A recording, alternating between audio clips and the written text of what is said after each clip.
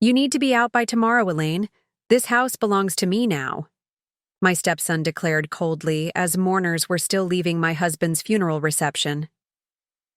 That night, while packing 40 years of memories into 2 suitcases, I discovered George's worn leather journal hidden in our bedroom closet. 2 days later, I watched my stepson's face drain of color as the attorney revealed the truth.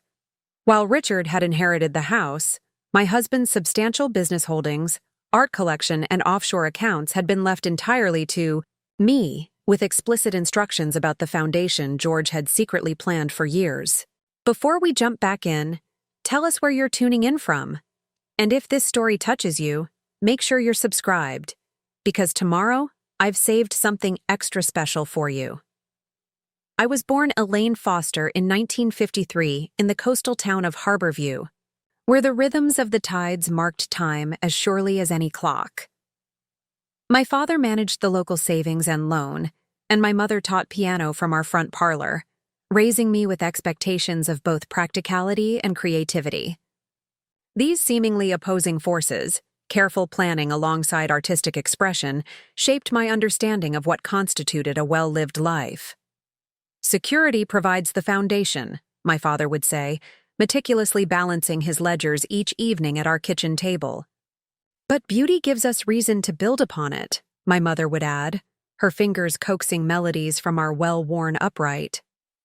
This balanced approach served me well through college at the State University, where I studied business administration while minoring in art history, a combination that raised eyebrows among academic advisors but felt perfectly natural to me.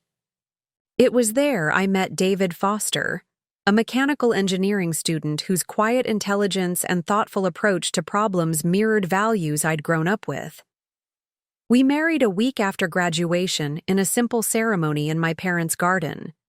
David's position with Harborview Manufacturing seemed secure, and my accounting job at the local hospital provided the stable foundation my father had always emphasized. We purchased a modest starter home and began planning the family we both wanted, our future stretching before us with reassuring predictability. The accident at the factory happened on an ordinary Tuesday. A mechanical failure that safety protocols should have prevented claimed David's life along with 2 coworkers. I was 25, 7 months pregnant with our daughter, and suddenly facing a future entirely different from the one we had carefully mapped out together. The weeks following the funeral passed in a blur of paperwork, insurance claims, and well-meaning visitors bearing casseroles and platitudes about God's mysterious ways. My parents suggested, then insisted, I move back home, abandoning the house that now felt more like mausoleum than home. "You need support, Elaine," my mother urged. "You can't manage alone with a baby coming." Their concern was genuine, their offer practical, but something in me resisted this return to childhood dependence. The night before I was scheduled to list our home for sale, I sat surrounded by half-packed boxes, David's engineering textbook still lined neatly on his desk, when I remembered something my father had told me years earlier. "Life doesn't offer guarantees," he'd said after my childhood pet died. "Only opportunities disguised as challenges." The next morning, I called the real estate agent and canceled the listing. Then, I contacted the community college and registered for night courses in advanced accounting and business management. When Sophia arrived 3 weeks later, healthy, strong-willed, and bearing her father's thoughtful eyes, my resolve solidified into determination. "We'll build something new," I whispered to her sleeping form. "Not what we planned, but something meaningful nonetheless." The following months established what would become our pattern, working days as receptionist at Meridian Industries while my mother cared for Sophia, attending evening classes twice weekly, studying during precious moments between feedings and diaper changes. Sleep became luxury rather than necessity, exhaustion constant companion rather than occasional visitor. Meridian Industries had been founded 30 years earlier by George Sullivan, whose innovative approach to manufacturing processes had transformed small machine shop into regional leader employing over 200 workers. Unlike many business owners of his generation, George had established profit-sharing program and educational benefits that created unusual loyalty among employees at all levels. My position at the front desk provided modest but reliable income, while allowing me to observe business operations with analytical eye honed by evening accounting classes. Within 6 months, I had identified several inefficiencies in the company's billing system and drafted proposal for streamlining these processes.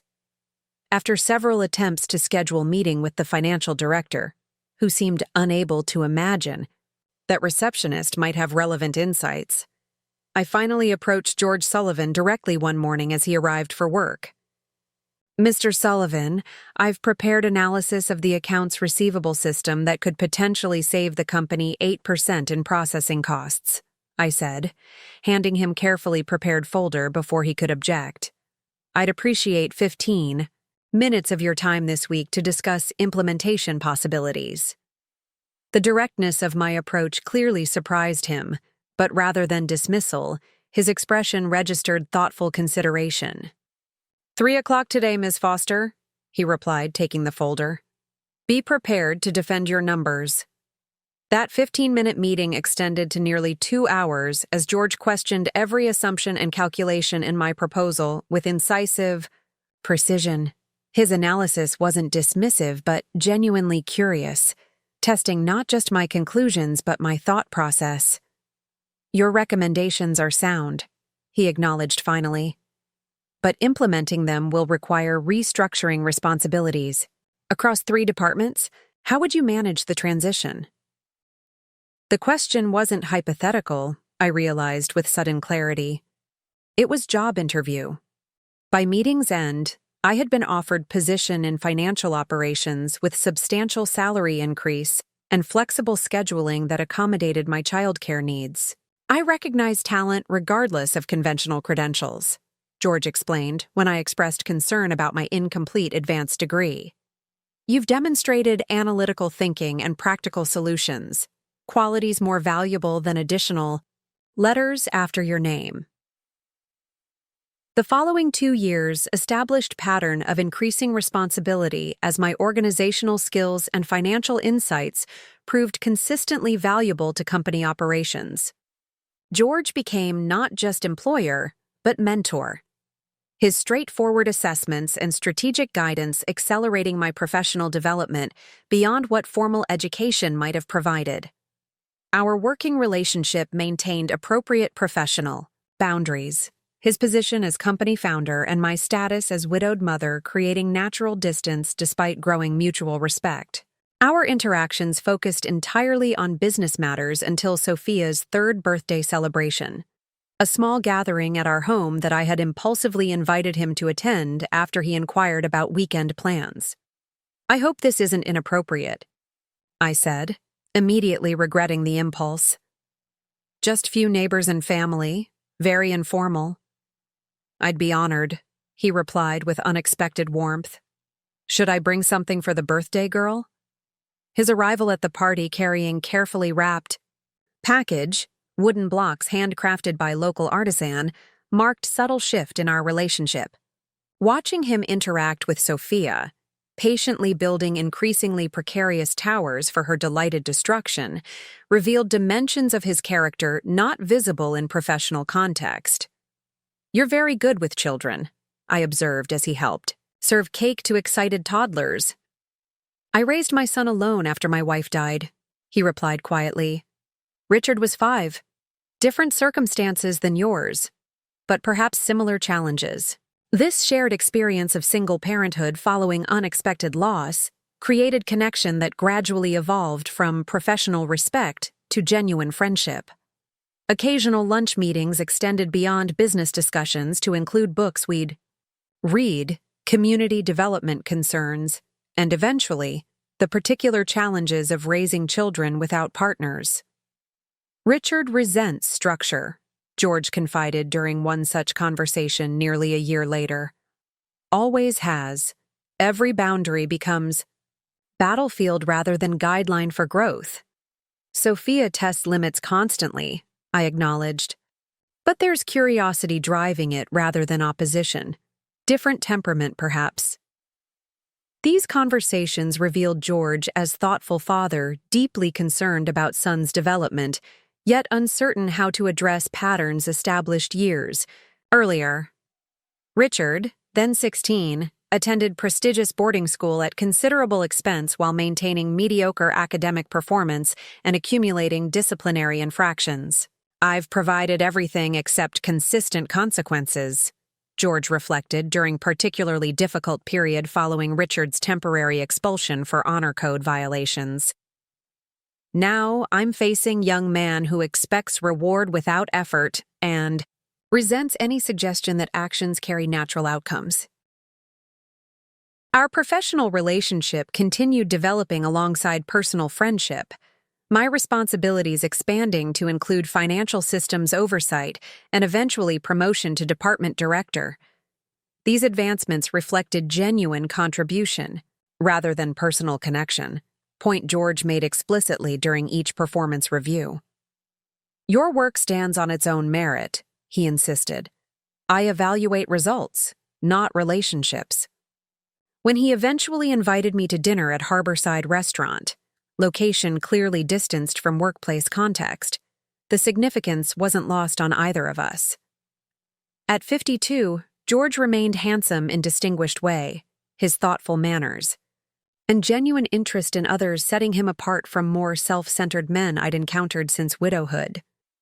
"I valued our professional relationship too much to complicate it unnecessarily," he explained over dinner. "But I find myself increasingly hoping we might explore connection beyond workplace parameters." His directness, neither presumptuous nor apologetic, reflected same straightforward integrity he brought to business decisions. The careful consideration before speaking, thoughtful attention while listening, and respect for appropriate boundaries had gradually earned trust I'd been reluctant to extend after loss. Our courtship progressed with deliberate pace, reflecting mutual recognition that blending families required careful foundation building rather than impulsive merging.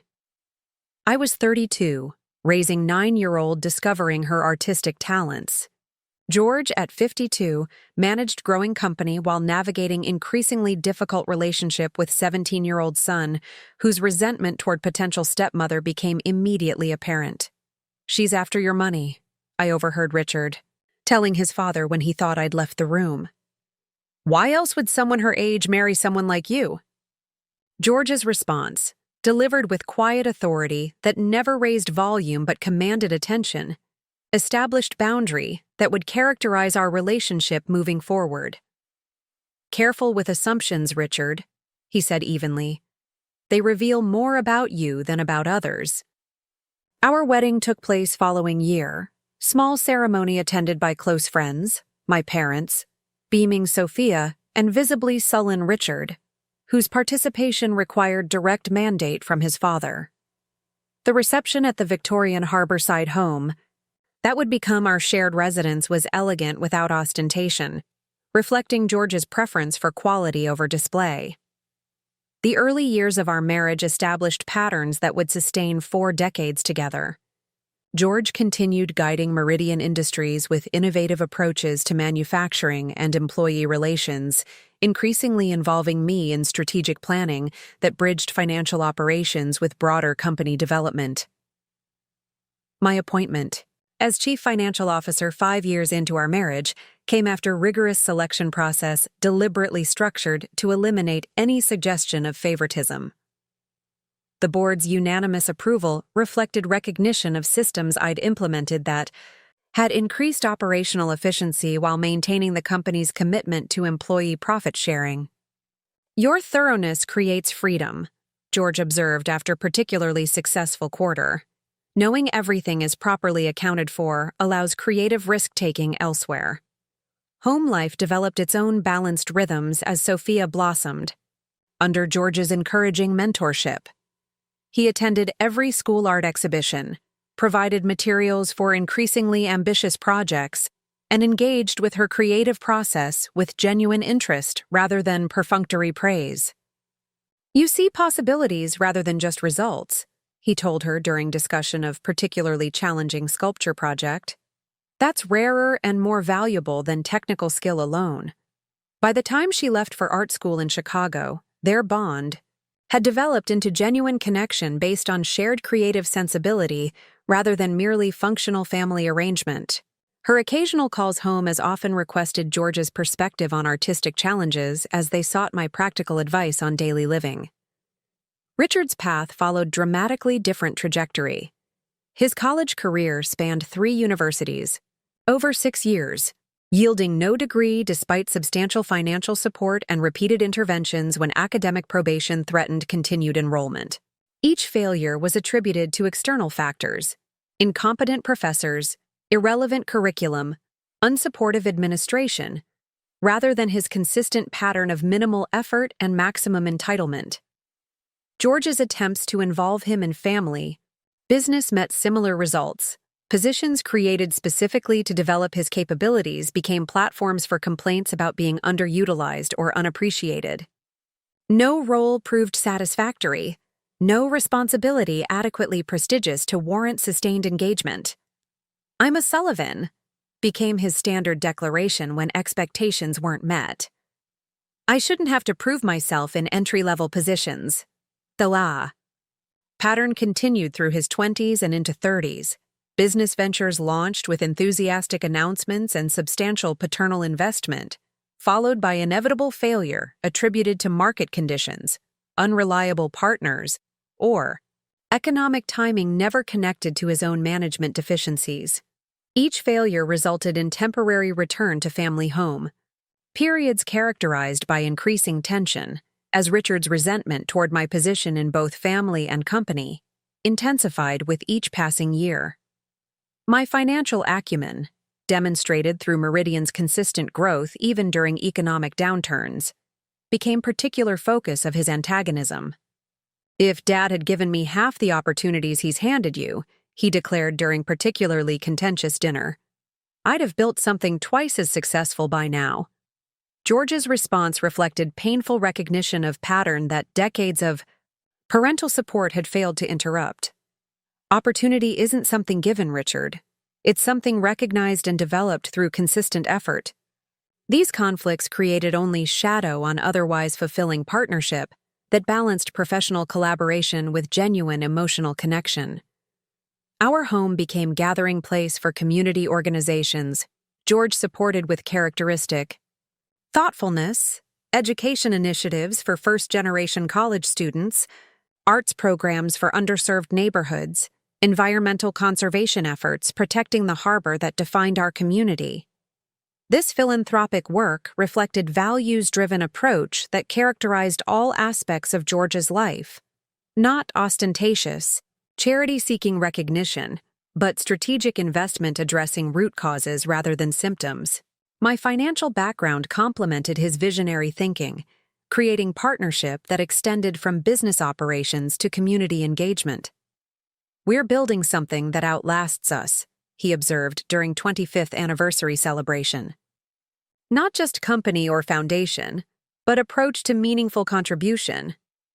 When George was diagnosed with progressive heart condition at 75, his practical nature asserted itself through comprehensive preparation for both business and personal transitions.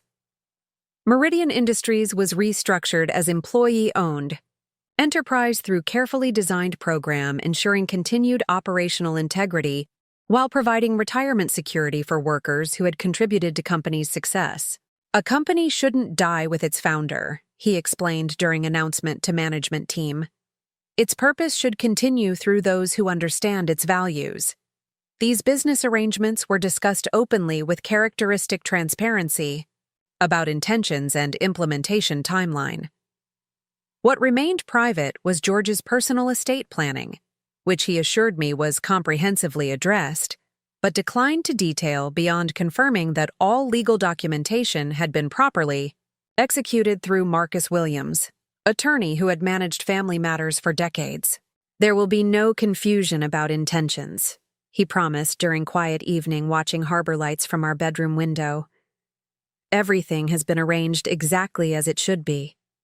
This assurance provided comfort during 5 years following diagnosis, period requiring gradual adjustment to physical limitations while maintaining focus on meaningful engagement rather than medical management. George remained actively involved with community initiatives and employee mentoring until final months, when increasing fatigue restricted activities to immediate family interactions.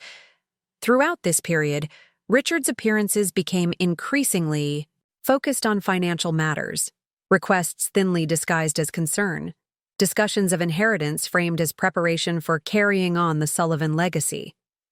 Each visit left George noticeably exhausted, yet determined to maintain connection with son, whose development continued to reflect patterns established decades earlier. "I've tried to create structure that encourages growth," he confided after particularly difficult conversation.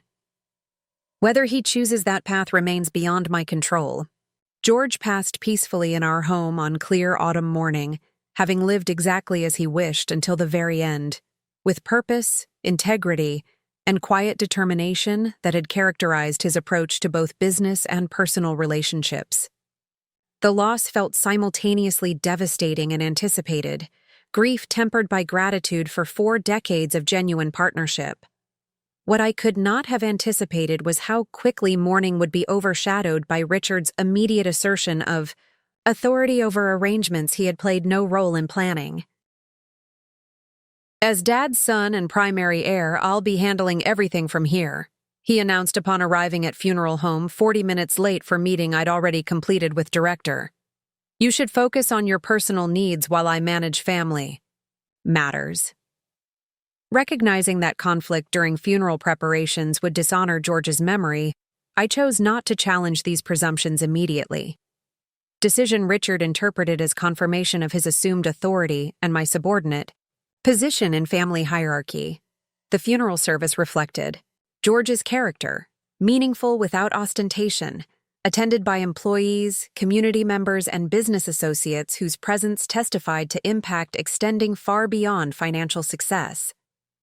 Throughout, Richard positioned himself as chief mourner, accepting condolences with practiced solemnity while referring to me as my father's wife, rather than by name when introductions proved necessary.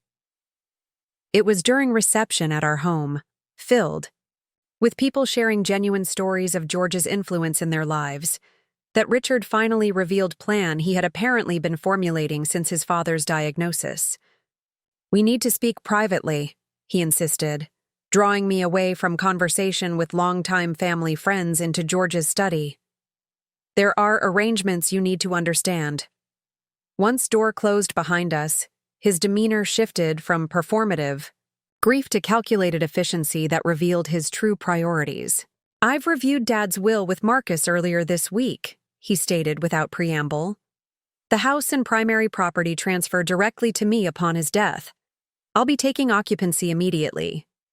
The assertion momentarily disoriented me despite decades of experience with Richard's entitlement and selective interpretation of reality.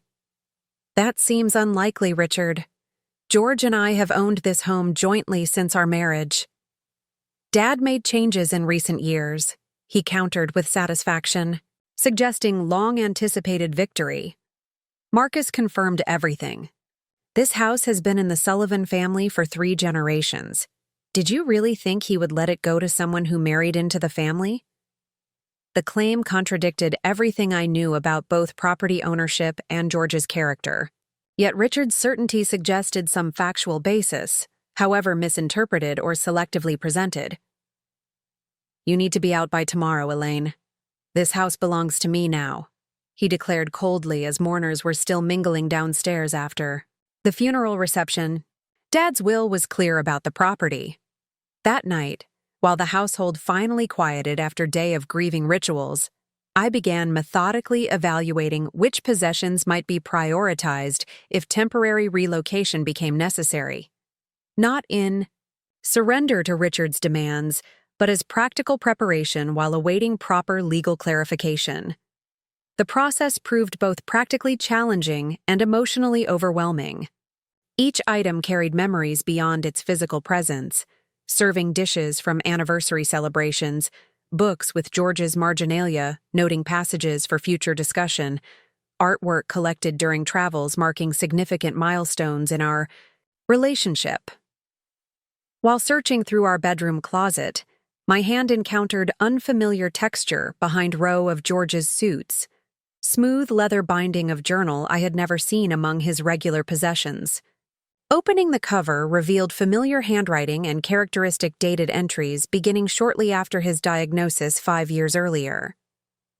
Initial hesitation about invading his privacy gave way to recognition that these might be final words from husband whose intentions had suddenly been called into question.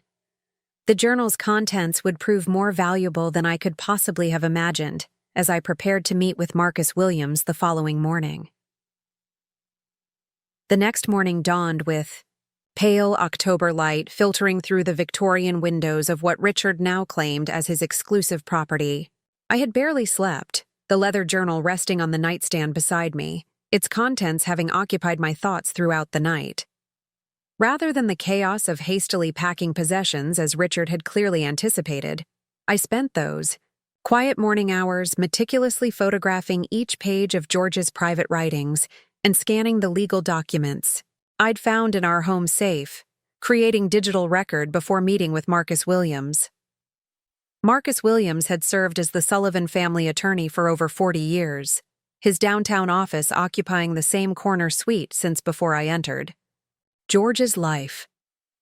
The tasteful furnishings reflected his preference for understated quality, much like George himself, while the wall of legal texts suggested the depth of knowledge underlying his gentle demeanor.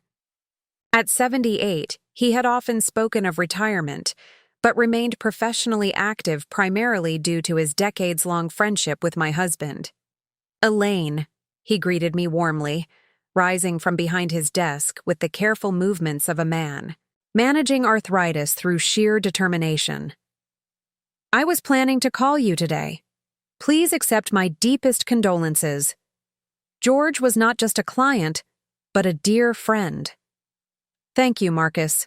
I've appreciated your messages and your presence at the service yesterday.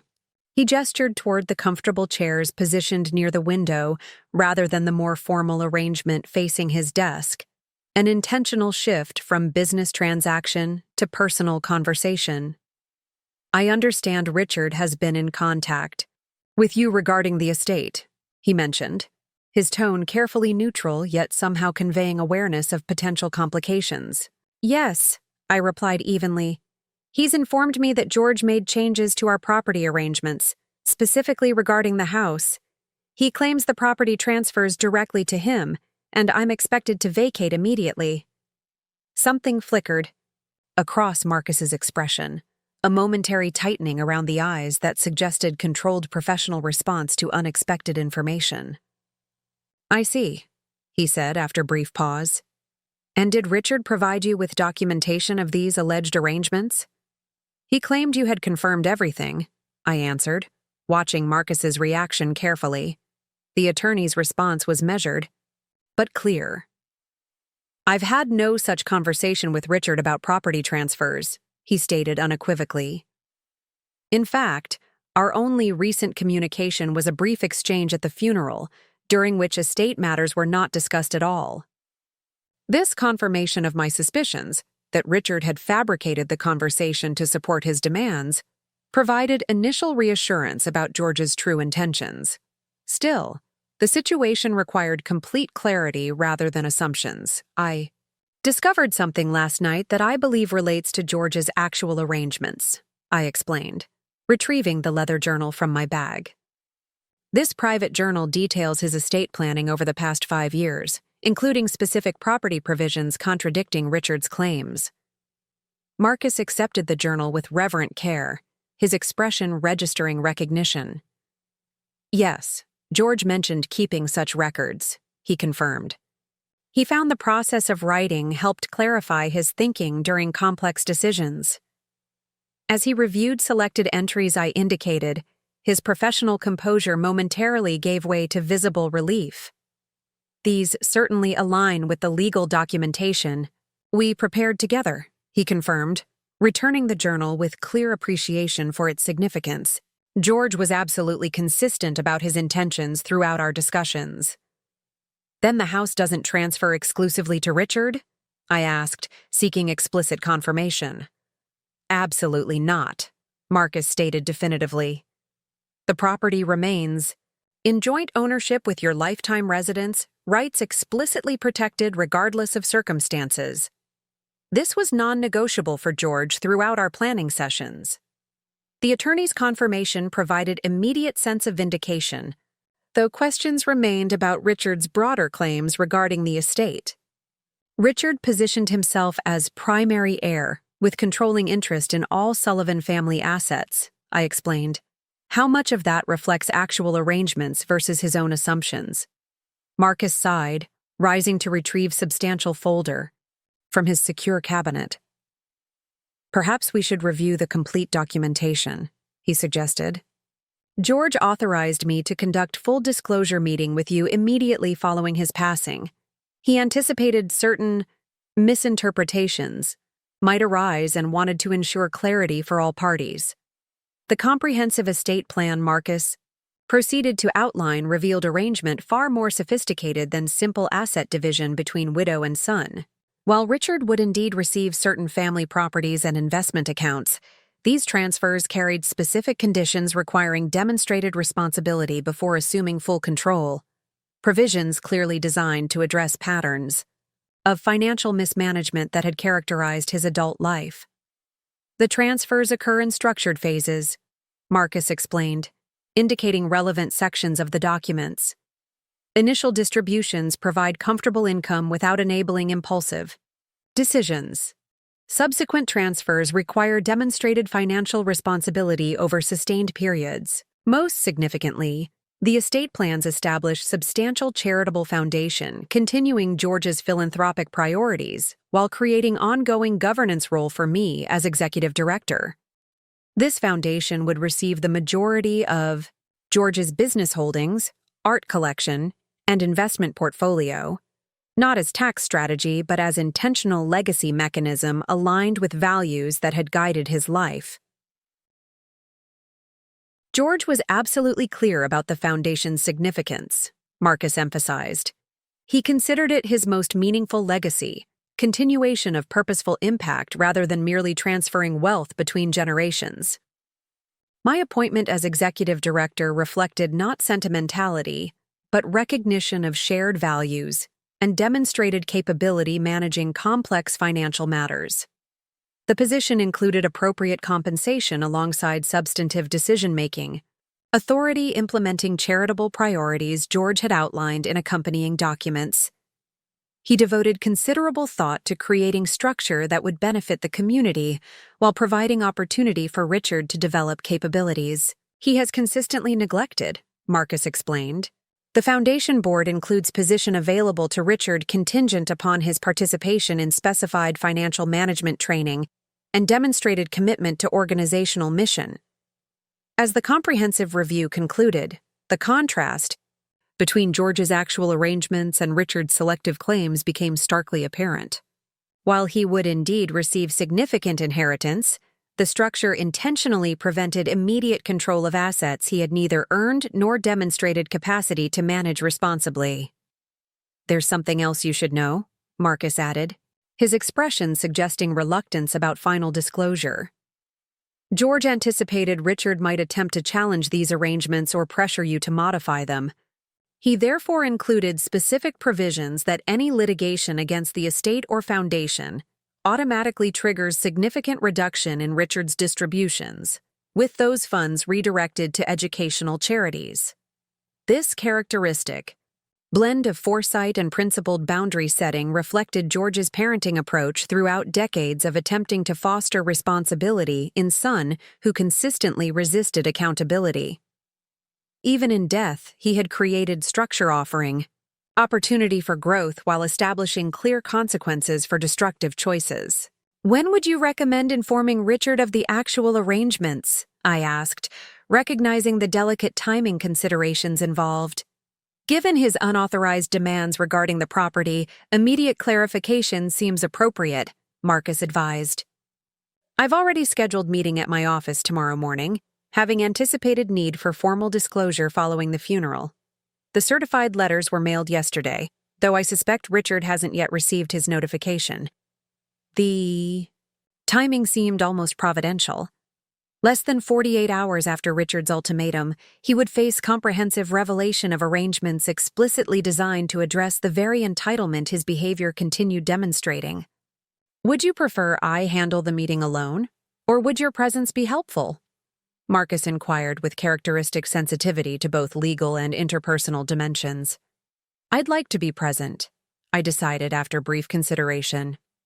Not for confrontation, but to establish clear expectations moving forward. George wanted the foundation to potentially involve both of us in different capacities. That possibility, however unlikely, deserves proper introduction.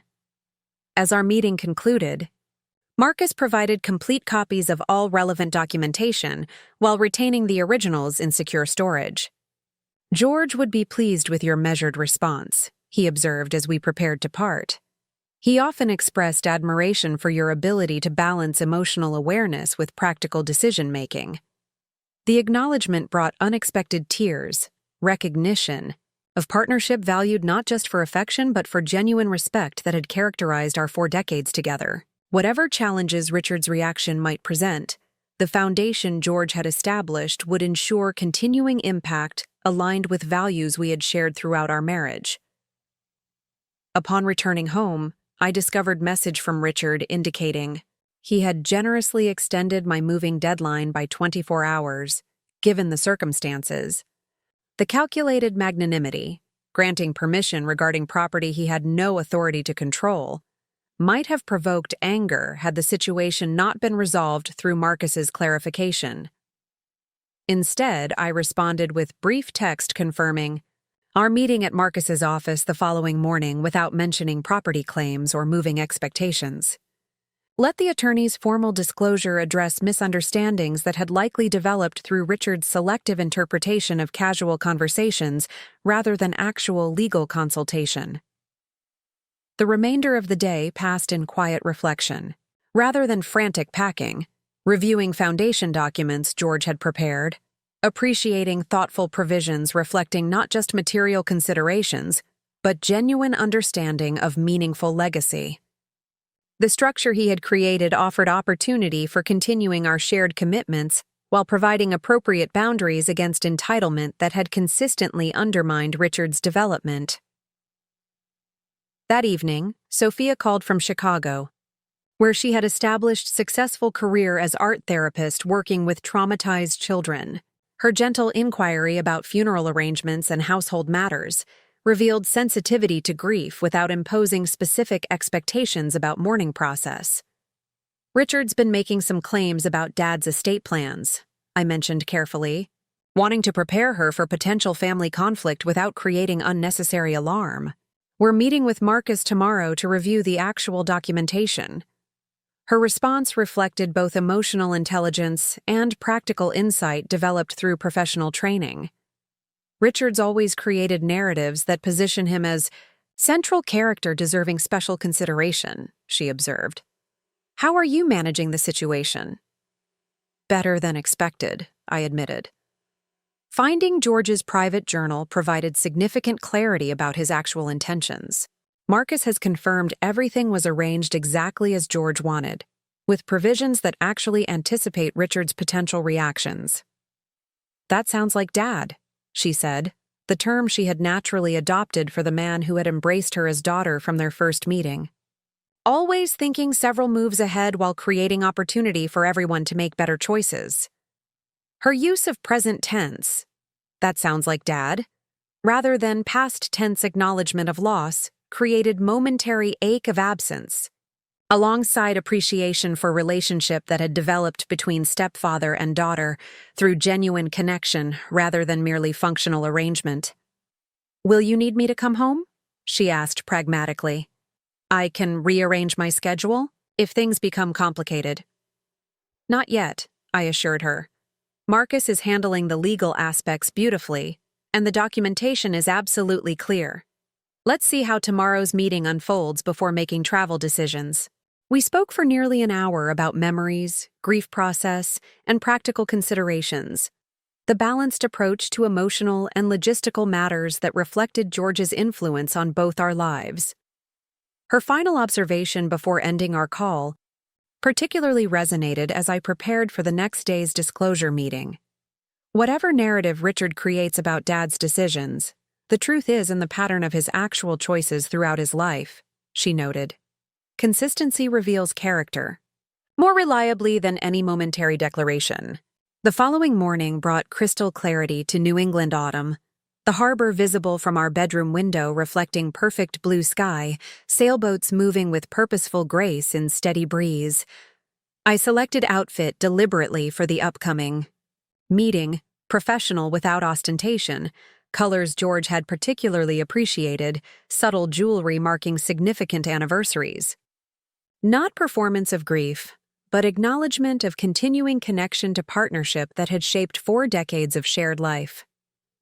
Marcus's office maintained atmosphere of dignified professionalism, polished conference table arranged with document, portfolios precisely placed, water service discreetly positioned, subtle lighting creating environment conducive to important conversation. Richard arrived precisely on time, his entrance suggesting expectation of controlling interest in proceedings about to unfold. Elaine, he acknowledged with perfunctory nod before focusing attention on Marcus.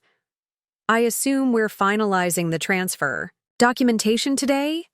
I've already contacted contractors about necessary renovations to the property. Marcus gestured toward arranged seating without directly addressing the presumptive statement. Thank you both for coming, he began once we were settled. As executor of George's estate, my responsibility includes ensuring all parties clearly understand the arrangements he established through proper legal documentation. The deliberate emphasis on proper legal documentation established immediate framework, distinguishing actual provisions from assumptions or misinterpretations that might have developed through casual conversations.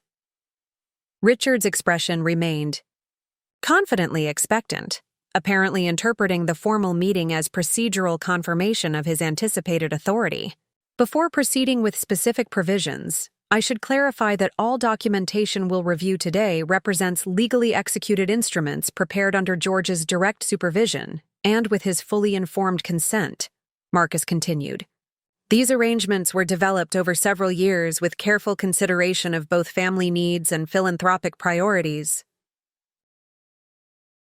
This preliminary framing, establishing both legal validity and deliberate intention, seemed to register with Richard as his expression shifted slightly from certainty toward cautious assessment. Still, his posture maintained expectation of favorable outcome aligned with narrative he had constructed about rightful position as primary heir. Marcus opened the formal portfolio containing complete estate documentation, beginning with property provisions directly contradicting claims Richard had made during our confrontation following the funeral. Regarding the family residence, the attorney stated clearly, the property remains in joint ownership with Elaine maintaining lifetime residence rights explicitly protected regardless of circumstances. This arrangement was established when George and Elaine married and remains unchanged in all subsequent documentation. The statement landed with visible impact, Richard's confident expression collapsing into momentary confusion before reforming into calculated assessment. There must be some mistake, he countered immediately. Dad always intended the family property to remain with blood relatives. He told me specifically that arrangements had been made. I have no record of such conversations in any of our extensive planning sessions, Marcus replied evenly, indicating comprehensive meeting notes documented throughout the process. What I can confirm unequivocally is that George repeatedly emphasized Elaine's lifetime residence rights as non-negotiable priority throughout our planning discussions. This direct contradiction of Richard's claims created momentary silence as he visibly recalculated approach based on unexpected information. His glance toward me suggested searching for signs of manipulation or undue influence that might explain provisions contradicting his expectations. The property represents substantial asset, he noted after brief consideration. Surely there are provisions for its eventual disposition beyond Elaine's lifetime? The Sullivan family history is thoroughly addressed in the documentation, Marcus completed firmly. Following Elaine's lifetime residence, the property transfers to the George Sullivan Foundation for community purposes aligned with priorities George established during his lifetime. These arrangements reflect George's consistent values regarding meaningful legacy beyond mere asset transfer. The Foundation's introduction into conversation provided opening for Marcus to outline broader estate structure that would further challenge Richard's assumptions about his role and entitlements. With methodical precision, the attorney detailed three-part approach addressing family security, philanthropic impact, and structured opportunity for Richard's potential growth. As Marcus explained the conditional nature of Richard's inheritance, initial distributions providing comfortable income while requiring demonstrated responsibility before accessing larger assets, I watched complex emotions cross his face.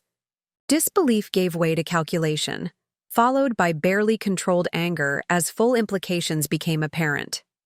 "This is completely unacceptable," he interrupted as Marcus detailed financial management training requirements preceding board eligibility. "I'm George Sullivan's son and rightful heir, not some applicant requiring probationary approval from committee. These restrictions are obviously Elaine's influence rather than Dad's actual intentions.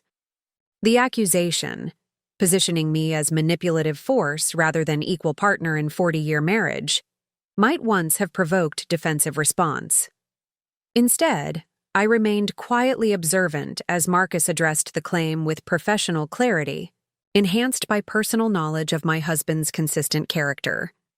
These provisions were drafted under George's explicit direction and reflect concerns he documented extensively throughout our planning process," the attorney stated firmly. His journal entries, which I've reviewed, detail specific instances informing these decisions, including unfortunate pattern of business ventures requiring paternal financial rescue without demonstrating personal accountability. Richard's expression hardened at this direct reference to his history of failed enterprises and dependency disguised as entrepreneurship. "Private journals aren't legally binding documents," he countered, "and they're easily influenced by whoever has most recent access to the writer. The journals merely confirm intentions thoroughly documented through proper legal instruments," Marcus replied evenly. "All executed with appropriate witnesses, medical verification of capacity, and consistent revision over 5-year period demonstrating sustained intention rather than momentary influence." As Marcus continued outlining the foundation structure, which would receive majority of George's wealth for community benefit while creating growth opportunities for both Richard and me in different capacities, I observed Richard's expression, cycling through increasingly desperate calculation as evidence mounted against narrative he had constructed about his entitled position. The most significant revelation came as Marcus detailed specific provisions regarding potential challenges to the estate plan. George anticipated potential disagreement with these arrangements, the attorney explained carefully. He therefore included specific provisions that any litigation against the estate or foundation automatically triggers significant reduction in Richard's distributions, with those funds redirected to educational charities he particularly valued.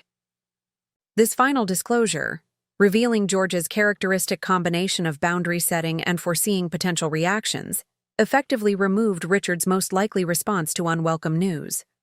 Any legal challenge would not only prove unsuccessful, given thorough documentation, but would actively reduce his already conditional inheritance. "This is completely contrary to everything Dad ever told me," Richard insisted, his voice tight with controlled fury. "He promised the Sullivan legacy would remain intact through proper family succession." "The Sullivan legacy continues most meaningfully through the Foundation's work," I noted quietly, speaking for first time since introductory pleasantries. George believed impact mattered more than ownership, something he demonstrated consistently throughout his life and business decisions. Richard's attention snapped toward me with intensity, suggesting barely restrained hostility. How convenient for you to interpret his true intentions now that he's not here to clarify, he responded bitterly. The devoted wife inheriting control of everything while the actual family member gets supervised allowance. The characterization so completely misrepresented both relationship and actual arrangements that response seemed almost unnecessary. Still, establishing clear understanding seemed important for potential future interactions, however limited they might become. I haven't inherited control, Richard, I corrected gently. I've been appointed executive director of Foundation with specific responsibilities implementing George's clearly documented priorities. The position includes appropriate compensation and decision-making authority alongside governance structure, involving multiple board members selected for complementary expertise, including positions specifically reserved for you contingent upon completing financial management training and demonstrating commitment to organizational mission, Marcus added, indicating relevant section of documentation. George created legitimate pathway for your meaningful involvement should you choose to develop necessary capabilities. The comprehensive presentation of George's actual arrangements, thoroughly documented, legally sound, and reflecting consistent values demonstrated throughout his life, left Richard with fewer options than he had clearly anticipated when entering the meeting. His expression settled into cold assessment as he apparently recognized limited pathways forward given constraints established through my husband's careful planning. I'll need time to review these documents with independent counsel, he stated finally, professional mask partially restored after emotional reaction. Obviously, there are significant discrepancies between my understanding of Dad's intentions and these formal provisions. Of course, Marcus acknowledged, providing complete set of documentation as legally required. My office remains available should your counsel have questions about procedural matters or documentation verification. The implicit message beneath courtesy was clear. Independent review would confirm exactly what had been presented, as everything reflected properly executed legal instruments rather than informal understanding or selective interpretation of casual conversations. As the meeting concluded with minimal additional conversation, Richard departed without further accusations, but with palpable resentment suggesting relationship challenges moving forward. His carefully controlled exit, neither dramatic confrontation nor conciliatory acceptance, reflected calculation rather than processing, strategic retreat rather than genuine reconsideration. Once door closed behind him, Marcus allowed professional facade to soften slightly into more personal concern. Are you all right, Elaine? These situations can be emotionally challenging regardless of legal clarity. I'm processing, I acknowledged honestly. Not surprised by Richard's reaction, but saddened by the continuation of patterns George tried so consistently to address throughout their relationship. The attorney nodded with understanding, born from decades observing the father-son dynamic. George maintained hope for Richard's potential growth until the very end, he noted. The conditional structure reflects that hope while establishing appropriate boundaries against enabling further dependency. The foundation provisions are quite remarkable, I observed, returning conversation toward constructive implementation rather than family difficulties. When would you recommend beginning organizational development process? George anticipated you might welcome purposeful engagement following his passing, Marcus replied with gentle smile. The preliminary board members have already been notified of their appointments contingent upon your acceptance of the executive director position. We could schedule initial orientation meeting next week if you feel ready to begin. The thoughtfulness of this arrangement, creating meaningful structure, ready for implementation when needed, reflected George's characteristic blend of practical planning and emotional intelligence. He had created not just financial security, but purposeful role aligned with values we had shared throughout our marriage. As I left Marcus's office that morning, autumn sunlight illuminated Harborside with particular clarity that seemed fitting metaphor for emotions following the disclosure meeting. The grief of George's passing remained profound reality, requiring ongoing processing, yet the legacy he had established created purposeful direction amid loss. Richard's reaction, entirely consistent with patterns established throughout decades, of entitlement and dependency, would undoubtedly create ongoing challenges requiring thoughtful navigation.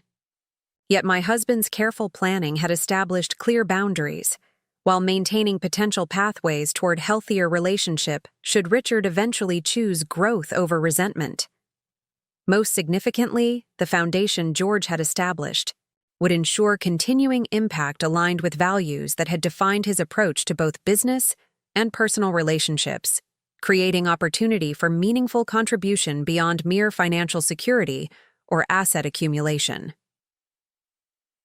2 days after my husband's funeral, I had indeed inherited a fortune, not merely in financial terms that Richard had so single-mindedly focused upon, but in purposeful legacy, creating opportunity for continuing the values-driven impact that had characterized our shared life.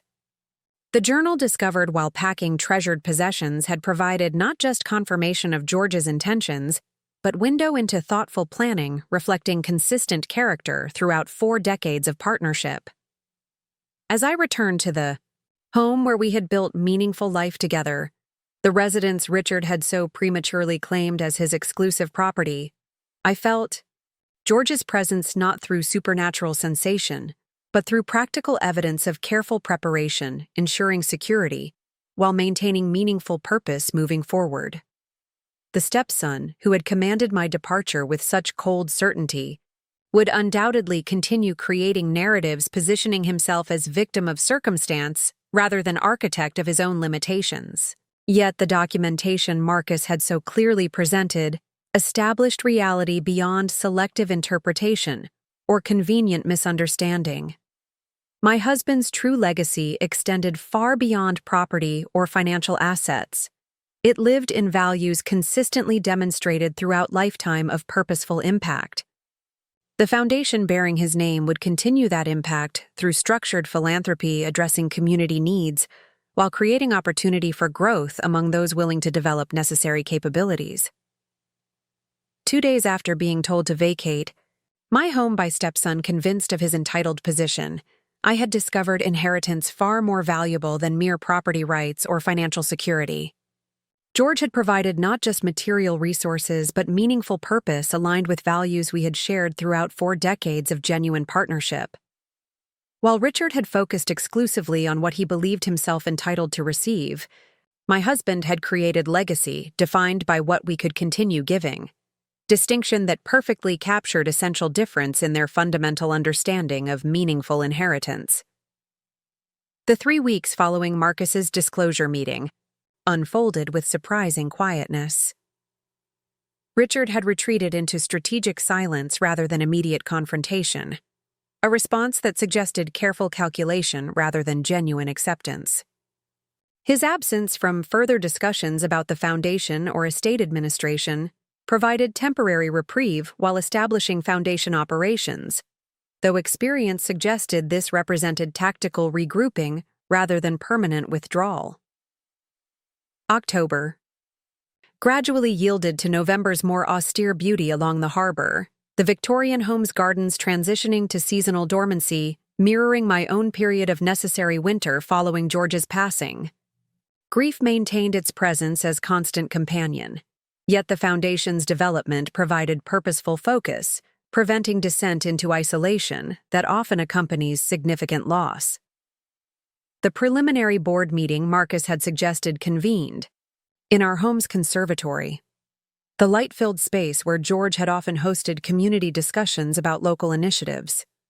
The setting seemed particularly appropriate for inaugural gathering of individuals selected specifically for alignment with values that had guided his philanthropic vision throughout decades of quiet community investment.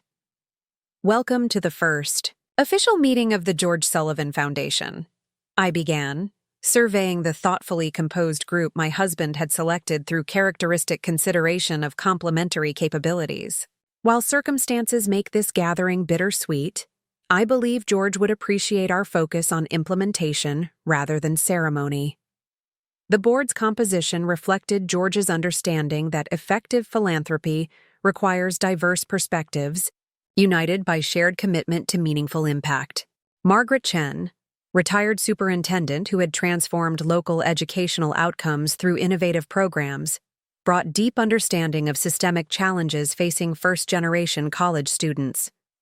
James Watkins, environmental engineer, whose firm had pioneered sustainable harbor development, represented George's commitment to conservation, balancing economic vitality with ecological responsibility. Elena Rodriguez, community bank president and longtime collaborator in microfinance initiatives supporting local entrepreneurship, provided financial expertise alongside genuine connection to underserved neighborhoods. Rounding out the initial governance structure were Samuel Williams, Marcus's son and legal partner, specializing in nonprofit administration, and Catherine Thompson, arts administrator whose programs integrating creative expression with community development had received George's enthusiastic support throughout their development. The absence of Richard's name from attendance, the board position explicitly reserved pending completion of specified requirements, created momentary acknowledgement of family complexity underlying organizational establishment.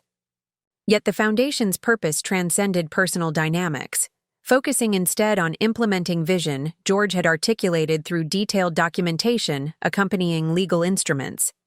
The bylaws establish 3 primary focus areas, Samuel Ike noted, directing attention to carefully prepared materials distributed before the meeting, educational opportunity for first-generation college students, environmental conservation focusing on harbor watershed, and community economic development through targeted microfinance initiatives.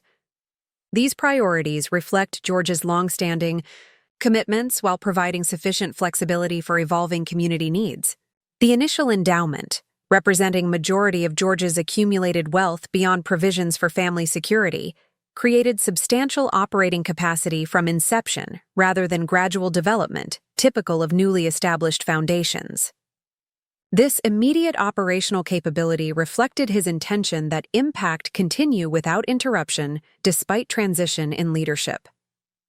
George believed effectiveness requires both clear vision and appropriate resources, I explained as we reviewed financial structure. The Foundation's organization reflects his commitment that philanthropy should address underlying systemic challenges rather than merely providing temporary relief. As discussion progressed from organizational structure to implementation strategies, I observed the group's collective expertise creating powerful synergy that would extend George's impact far beyond what individual giving might have accomplished. His thoughtful selection of complementary capabilities, educational transformation, environmental sustainability, financial inclusion, artistic expression, legal governance, demonstrated characteristic foresight regarding effective philanthropy.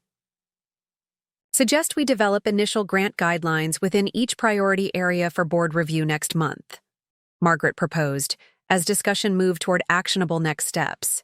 This timeline would allow announcement of first funding cycle early next year, while ensuring alignment with George's documented intentions. The practical suggestion, focusing on implementation while honoring founding vision, captured precisely the approach George would have appreciated. Not performative ceremony or extended deliberation, but thoughtful action creating meaningful community benefit, aligned with clearly established priorities. As inaugural meeting concluded with specific assignments and timeline for implementation, Catherine approached with observation that particularly resonated with emerging understanding of my new role. George created perfect balance between clear direction and operational flexibility, she noted thoughtfully. The Foundation's structure reflects his belief that philanthropy should respond to evolving community needs while maintaining consistent underlying values. Your leadership brings necessary continuity while allowing appropriate adaptation. The comment captured essential truth about both George's approach to meaningful impact and the executive director position he had designed with such careful consideration. Not controlling legacy from beyond grave, but establishing purposeful, Direction while providing necessary resources for effective implementation adapted to changing circumstances. Returning home following the productive session, I found unexpected visitor waiting on the Victorian's wraparound porch. Sophia had arrived from Chicago without advance notice, her expression suggesting combination of supportive presence and practical assistance that characterized her approach to significant transitions. The foundation meeting seemed to go well, she observed, having deliberately remained absent to allow professional proceedings without family complications. The board members appeared genuinely aligned with Dad's vision rather than merely fulfilling obligations. George selected them specifically for shared values alongside complementary expertise, I confirmed, appreciating her insightful assessment. Their collective capabilities create implementation potential far beyond what individual giving might accomplish. We settled into comfortable routine, reflecting practiced patterns established through decades of family connection, preparing simple meal together while discussing significant matters without artificial separation between practical activities and meaningful conversation. "Have you heard from Richard since the disclosure meeting?" she asked as we moved easily between cooking tasks with familiar coordination. "Not directly," I acknowledged. Though Marcus mentioned his attorney requested verification documentation regarding certain provisions, apparently seeking potential vulnerabilities rather than accepting established arrangements. Sophia nodded, unsurprised by this predictable response. "Richard has always focused on possession rather than purpose," she observed. "The Foundation's emphasis on community impact represents fundamental values difference he's never genuinely understood." Her assessment, neither judgmental nor dismissive but reflecting clear-eyed recognition of established patterns, echoed George's own perspective during private conversations about his son's development. Not abandoning hope for potential growth, but acknowledging limitations created through decades of entitlement and dependency. The conditional provisions create pathway toward meaningful involvement should he eventually choose different approach, I noted, honoring George's persistent belief in possibility for transformation, despite limited evidence supporting such optimism. Dad remained hopeful until the end, Sophia acknowledged with gentle smile. The structured opportunity reflects that hope while establishing appropriate boundaries against enabling further dependency. Our evening conversation extended beyond family dynamics to foundation development, community impact, and practical considerations regarding my transition to executive leadership role. Sophia's professional experience as art therapist brought valuable perspective to potential programming, integrating creative expression with educational opportunity. Precisely the type of innovative approach George had consistently supported.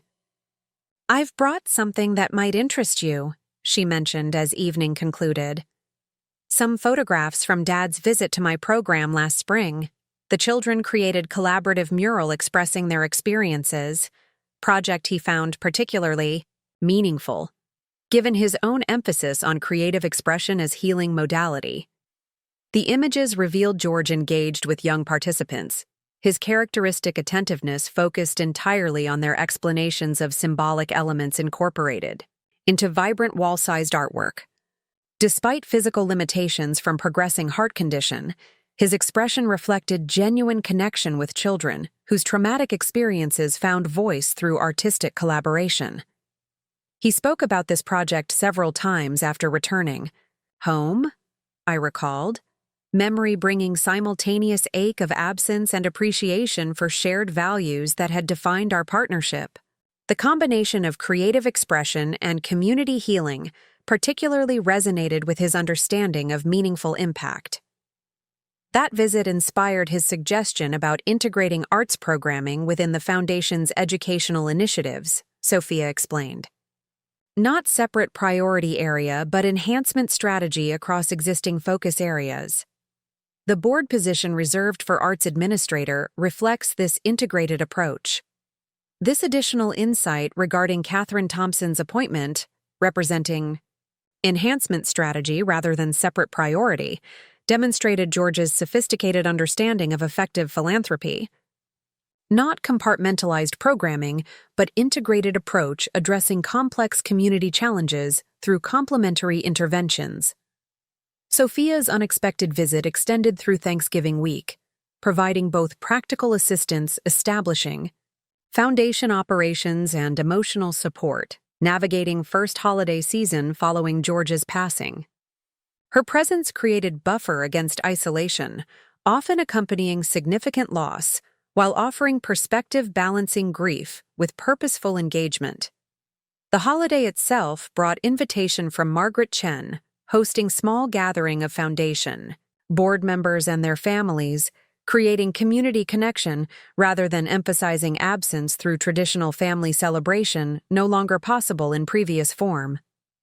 The thoughtful inclusion reflected understanding that meaningful relationships extend beyond conventional definitions, creating supportive networks especially valuable during significant transitions.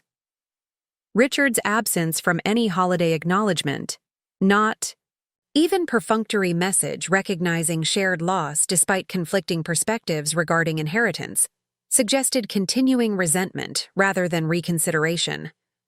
His silence communicated more clearly than explicit statement, maintaining distance while presumably developing strategy regarding estate provisions contradicting his expectations. That strategy revealed itself early December through formal letter from Richard's newly retained attorney, Boston-based specialist in estate challenges rather than his previous corporate counsel. The carefully worded communication requested comprehensive documentation regarding George Sullivan's mental capacity during execution of disputed testamentary provisions, while emphasizing potential concerns about undue influence during progressive illness affecting judgment and decision-making capacity. The implicit accusation that I had somehow manipulated declining husband into arrangements benefiting foundation at son's expense revealed fundamental misunderstanding of both relationship dynamics and George's consistent character throughout decades preceding diagnosis. Not desperate attempt challenging clear documentation, but calculated positioning suggesting consideration of litigation, despite explicit provisions reducing inheritance should such challenges materialize.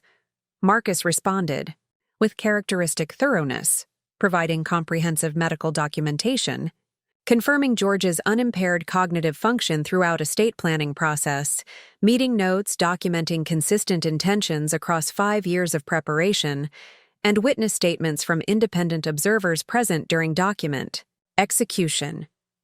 The implications regarding undue influence lack both factual foundation and legal merit, his response concluded firmly.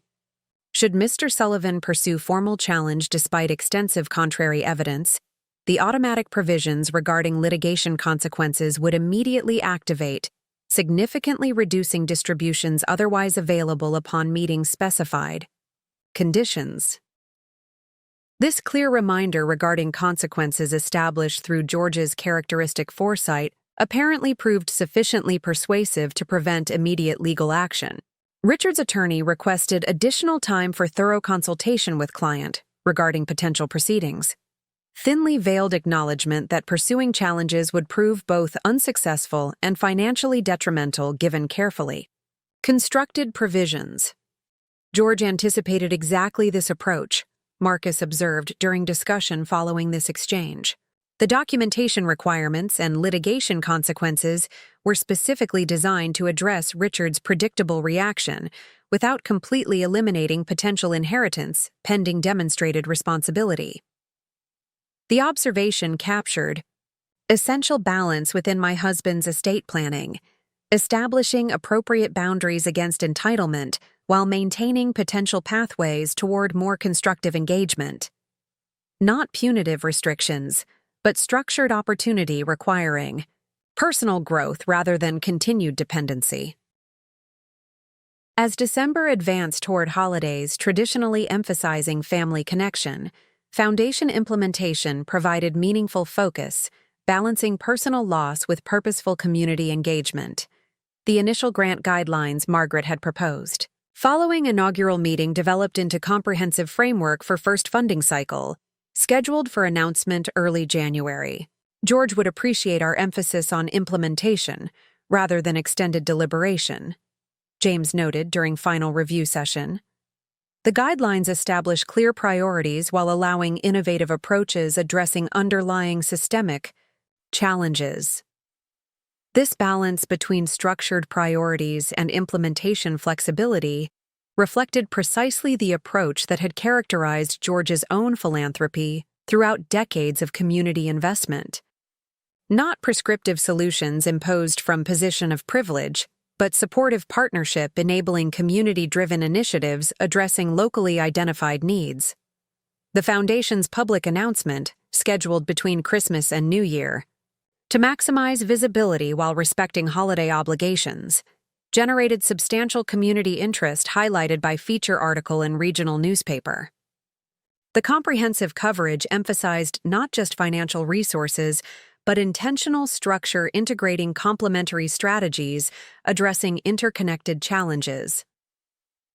The George Sullivan Foundation represents innovative approach to community philanthropy, the article explained, quoting Margaret Chen regarding educational initiatives supporting first-generation college students. Rather than isolated interventions, the organization integrates environmental sustainability, economic opportunity, and creative expression within coordinated strategy addressing systemic barriers. The public recognition of George's philanthropic vision, implemented through foundation structure he had carefully designed, provided meaningful continuation of values that had guided his approach to both business and community engagement. Not performative generosity seeking recognition, but substantial investment addressing underlying challenges through strategic partnership with community organizations. Richard's response to this public announcement came through unexpected appearance at the Victorian home rather than continued communication through legal representatives. His arrival without advance notice suggested calculated attempt gaining psychological advantage through surprise encounter, rather than scheduled meeting, allowing appropriate preparation. I see you've wasted no time establishing public profile. As benevolent director of Dad's money, he observed with barely concealed resentment, after being invited into the home he had so prematurely claimed as exclusive property. The newspaper coverage positions you quite effectively as selfless steward of Sullivan family legacy. The characteristic misinterpretation, viewing foundation development as performance-seeking recognition rather than implementation of clearly established priorities, reflected fundamental values disconnect that had characterized our relationship throughout preceding decades. Not merely disagreement regarding inheritance distribution, but profoundly different understanding regarding meaningful legacy extending beyond material possessions. The announcement timing maximizes visibility for potential grant applicants. I responded evenly, focusing on practical programming considerations rather than defensive justification. Organizations need adequate preparation time developing proposals aligned with funding priorities George established. This redirection toward implementation details rather than personal dynamics momentarily disrupted Richard's apparent strategy, emphasizing emotional confrontation rather than substantive discussion. His expression suggested recalibration as practiced. Approach encountered unexpected response focusing on foundation operations rather than interpersonal conflict. I've reviewed the documentation Marcus provided. He continued after brief reconsideration. My advisors believe there are legitimate questions regarding certain provisions, particularly the conditional nature of distributions and governance restrictions. The statement's careful phrasing, legitimate questions rather than explicit challenge, suggested strategic positioning below threshold, triggering automatic reduction provisions while maintaining implied threat of potential litigation. Not genuine acceptance of established arrangements, but calculated navigation seeking potential advantage without triggering clearly defined consequences.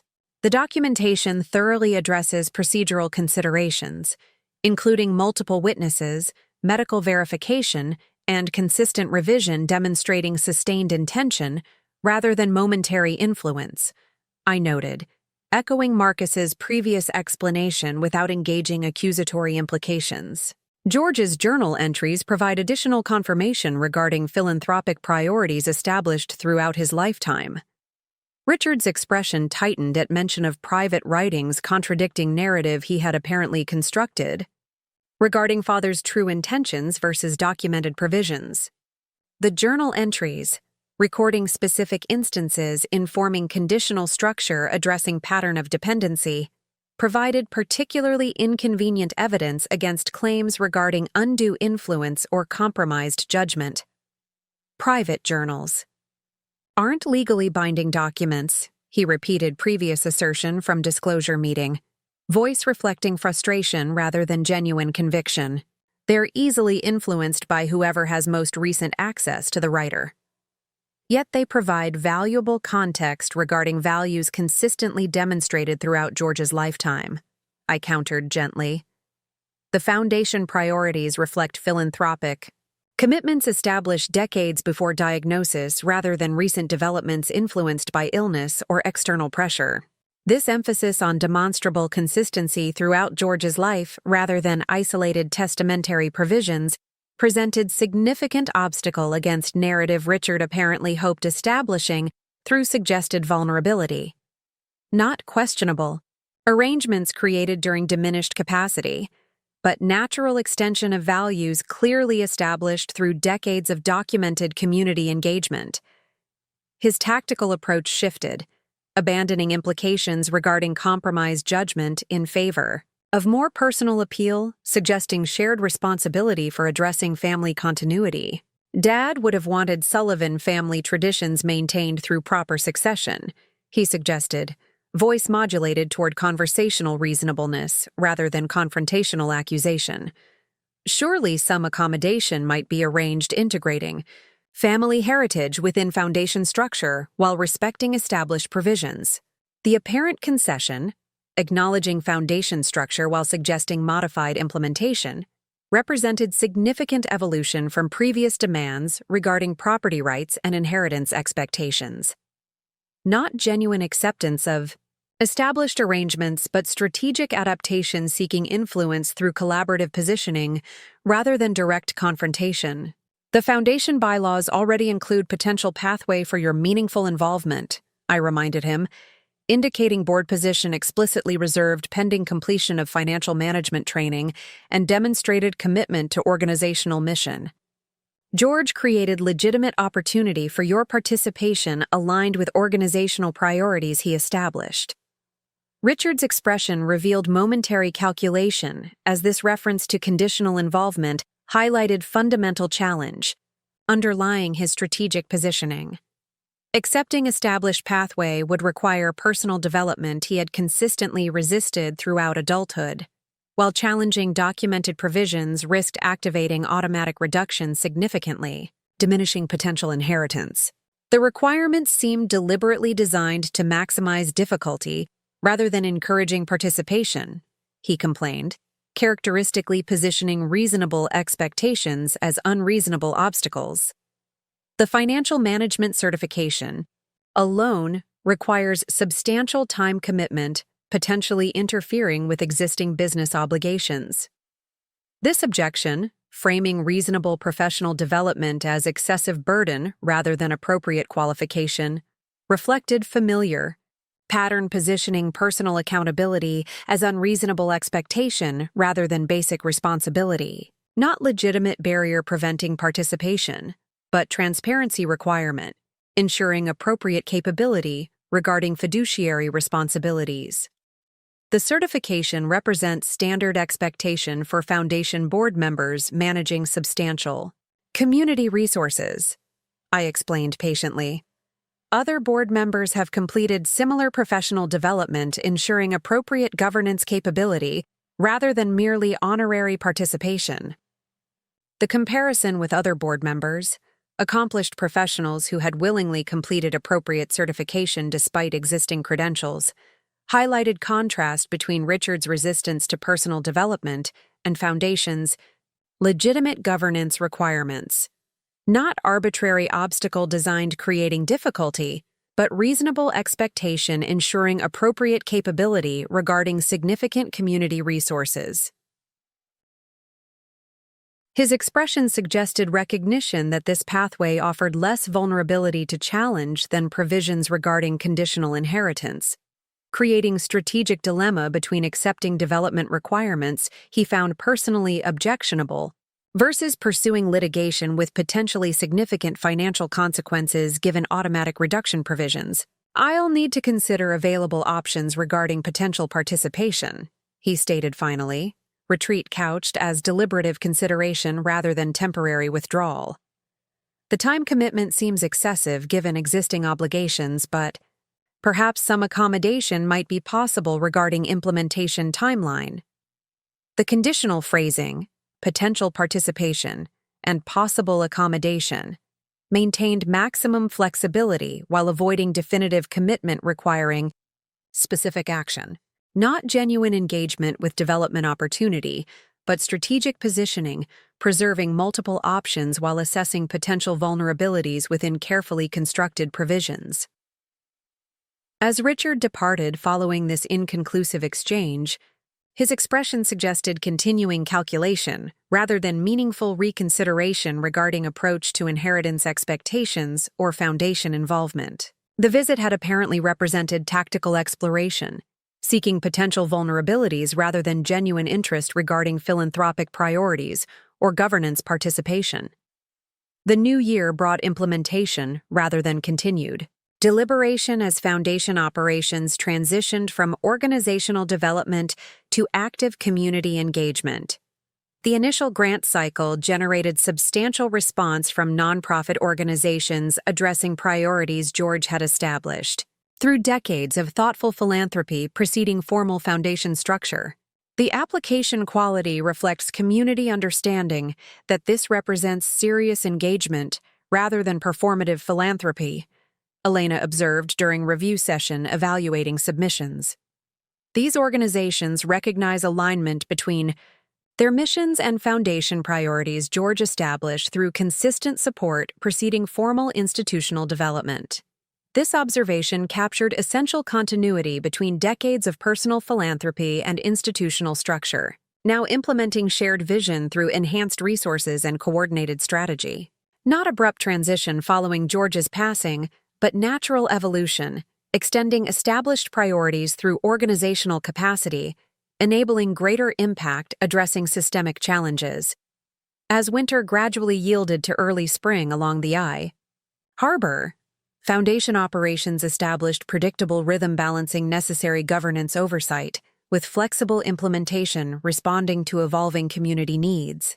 The executive director position George had designed specifically for my capabilities provided meaningful focus during grief process, while creating appropriate structure preventing isolation, often accompanying significant loss. Richard maintained strategic distance following December visit, neither pursuing threatened litigation nor completing requirements enabling board participation. His occasional communications through legal representatives suggested continued assessment regarding potential vulnerabilities rather than acceptance of established provisions or meaningful engagement with development opportunities George had thoughtfully provided, despite decades of disappointing experience. This calculated withdrawal, neither direct confrontation nor genuine acceptance, reflected characteristic approach prioritizing strategic positioning over authentic connection or personal growth, not engagement with legitimate opportunity requiring meaningful development, but continuing calculation regarding potential advantage without necessary accountability. The Foundation's first formal grant announcements in early April generated substantial community recognition highlighted by coverage focusing on integrated approach, addressing interconnected challenges rather than isolated interventions. The public response emphasized genuine appreciation for strategic philanthropy, targeting systemic barriers rather than merely alleviating immediate symptoms without addressing underlying causes. The Sullivan Foundation represents new model for community philanthropy, noted editorial praising innovative approach integrating environmental sustainability with economic opportunity and educational advancement. This coordinated strategy addressing interconnected challenges reflects deeper understanding regarding effective community development beyond traditional charitable giving.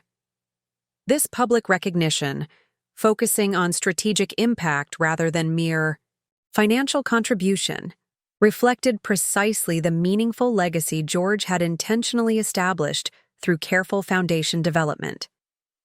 Not performative philanthropy seeking recognition or maintaining family name, but substantive engagement addressing community challenges through thoughtful partnership with local organizations. Sophia's scheduled visit coinciding with foundation milestone provided opportunity for reflection regarding both personal grief journey and institutional development, implementing George's philanthropic vision. Our conversation during Harbor Walk following board meeting reviewing initial grant implementations captured essential balance between loss acknowledgement and purposeful engagement. "I miss him constantly," I acknowledged, as spring sunlight illuminated water with characteristic clarity. Yet the foundation work provides meaningful connection with values we shared throughout our marriage. Not replacement for his presence, but continuation of purpose that defined our partnership. "That's exactly what Dad hoped creating this structure," Sophia observed thoughtfully. "Not merely financial provision, but purposeful engagement reflecting shared values developed throughout your relationship. The foundation represents continuation rather than conclusion, evolution rather than merely preservation." Her insight captured essential truth regarding George's intention creating robust organizational structure, implementing philanthropic priorities we had developed together throughout 40-year partnership. Not static memorial preserving past contributions, but dynamic framework continuing values-driven impact, addressing evolving community needs.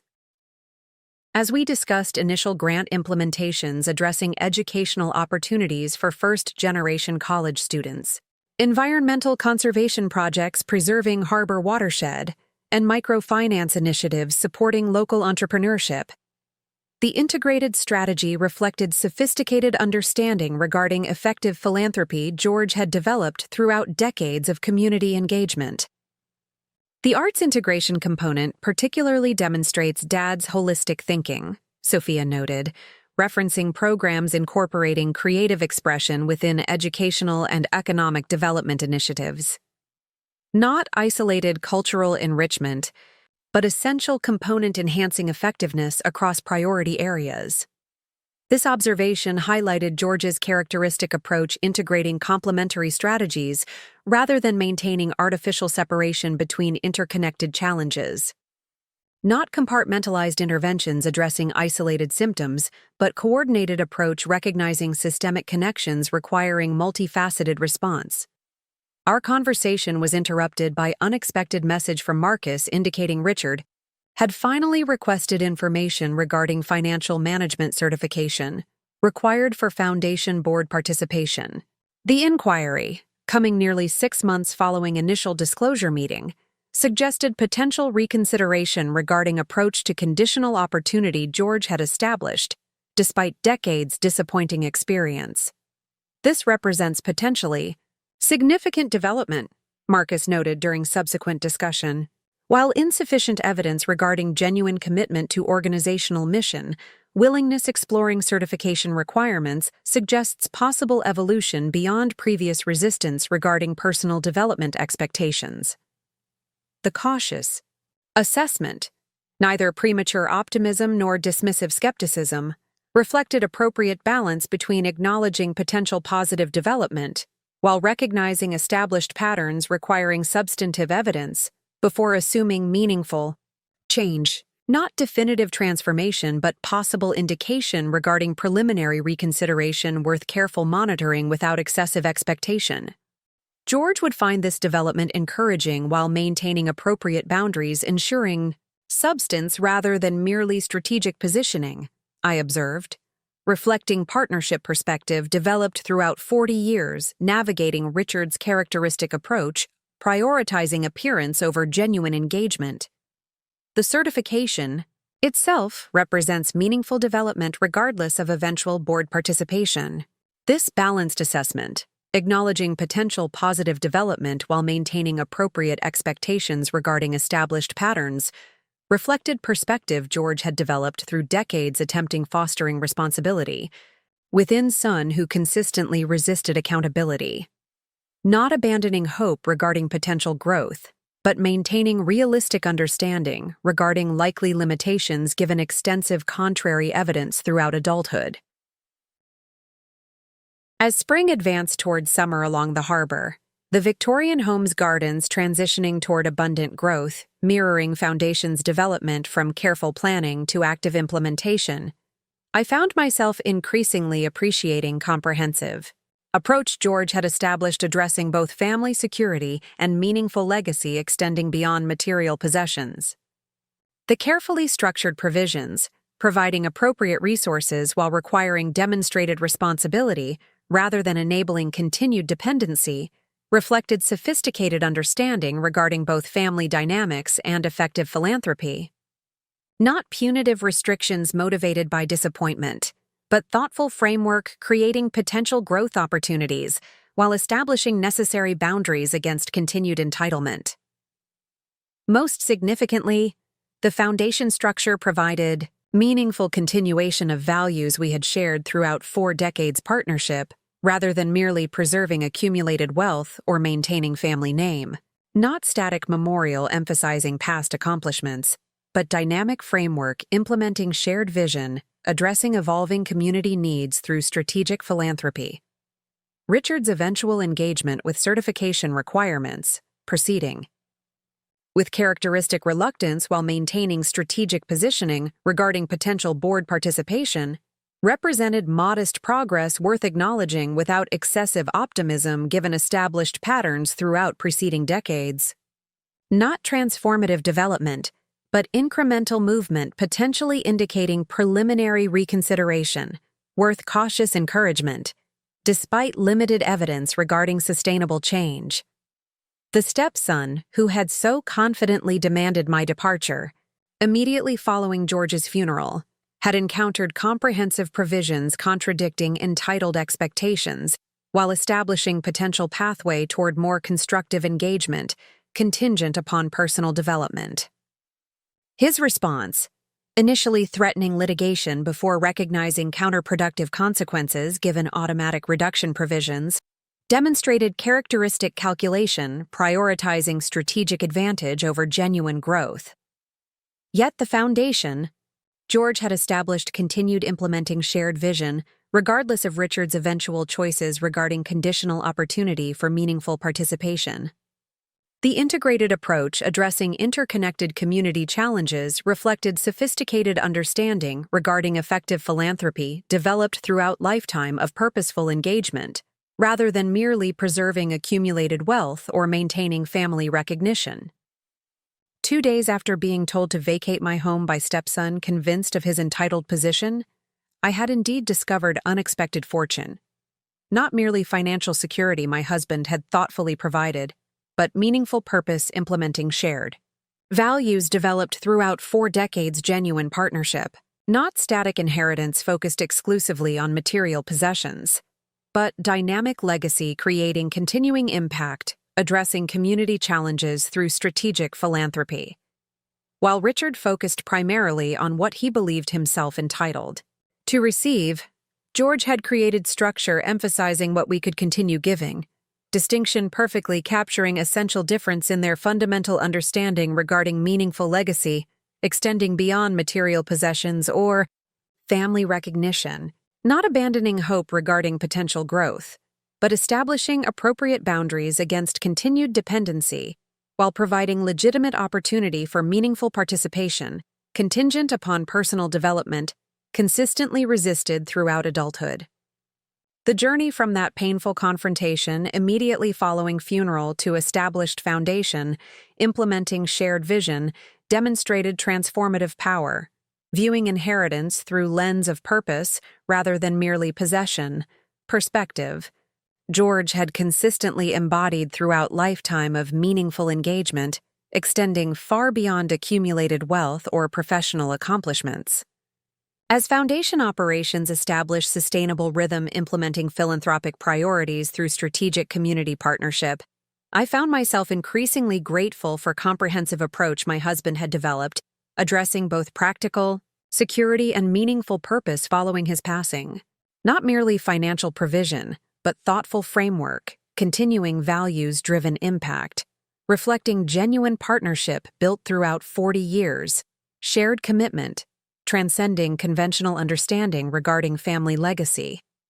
1 year after George's passing, the Foundation's impact was becoming visible throughout the community in ways that transcended conventional philanthropy. What had begun as carefully constructed legal framework had evolved into dynamic organization, implementing shared vision developed throughout 4 decades of partnership.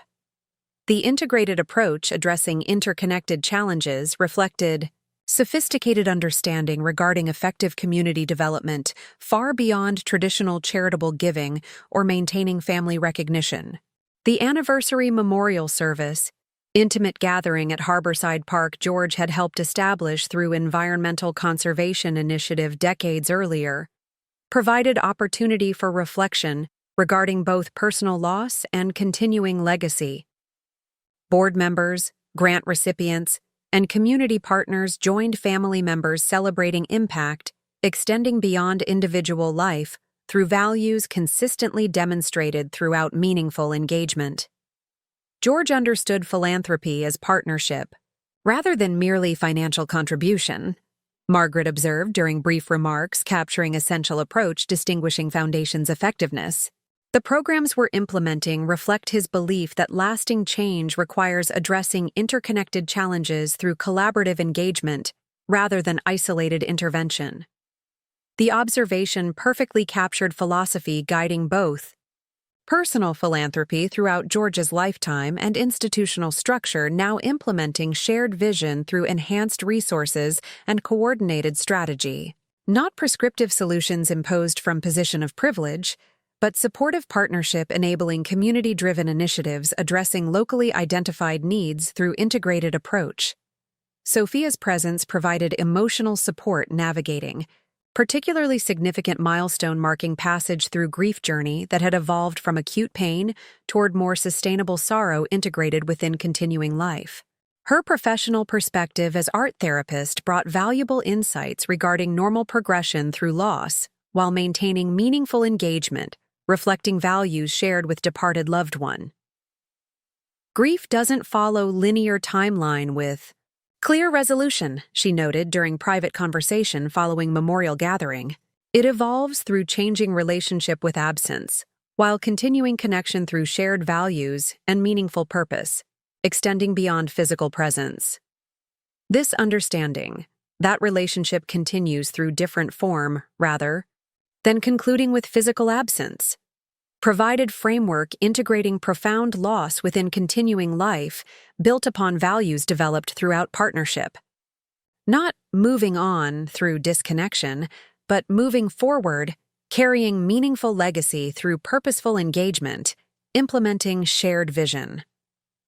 Richard's presence at memorial service, unexpected given previous strategic distance maintained following unsuccessful attempts challenging established provisions, created momentary uncertainty regarding potential disruption during sensitive occasion.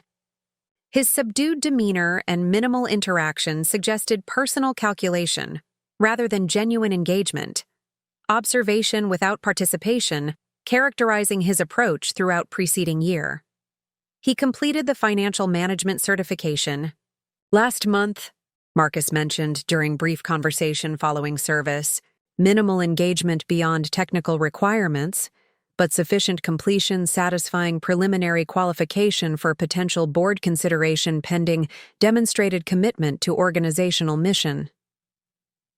This development, technically meeting certification requirement while maintaining minimal engagement regarding Foundation priorities, reflected characteristic approach, fulfilling explicit obligations without embracing underlying purpose or demonstrating genuine commitment beyond strategic positioning. Not meaningful transformation, but calculated compliance potentially enabling access to governance participation while maintaining essential resistance regarding personal accountability.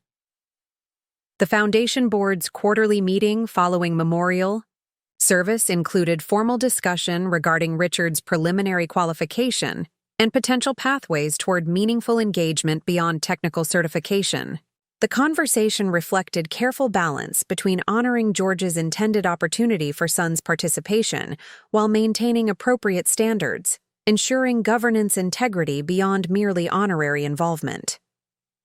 The certification requirement represents necessary but insufficient qualification for board participation, Catherine noted, expressing perspective shared among governance committee members. George's provisions explicitly require demonstrated commitment to organizational mission beyond technical credentials, standard applied consistently across all board appointments regardless of family connection. This emphasis on demonstrated commitment beyond formal qualification reflected sophisticated governance structure George had established, ensuring foundation integrity while providing conditional opportunity for son's meaningful participation. Not arbitrary obstacle designed preventing involvement, but appropriate standard ensuring governance participation aligned with organizational mission rather than merely fulfilling technical requirements. The provisions outline potential demonstration through volunteer engagement with funded initiatives, participation in priority area committees, or development of substantive program proposals aligned with established focus areas, Samuel explained, reviewing specific pathways documented within bylaw provisions. These opportunities provide multiple approaches toward meaningful engagement, reflecting genuine commitment beyond merely tactical positioning. The board's consensus following thoughtful discussion established clear communication regarding conditional opportunity while maintaining appropriate boundaries, ensuring governance integrity. Richard would receive formal acknowledgement regarding certification completion, alongside detailed explanation of pathways demonstrating commitment necessary for board consideration. Consistent standards applied across all governance participants, regardless of family connection. My executive director report during this significant meeting highlighted foundation accomplishments throughout inaugural year, implementing shared vision, developed throughout 4 decades partnership with George. The integrated initiatives addressing educational opportunity, environmental conservation, and economic development through microfinance demonstrated sophisticated understanding regarding interconnected challenges requiring coordinated response rather than isolated intervention. The College Persistence Program supporting first-generation students has achieved 92% retention rate compared with 67% institutional average, I noted, highlighting particularly successful initiative combining academic support with financial assistance addressing non-tuition barriers preventing degree completion. This integrated approach combines emergency funding with mentorship, addressing both financial and social capital limitations, creating substantial obstacles despite scholarship availability.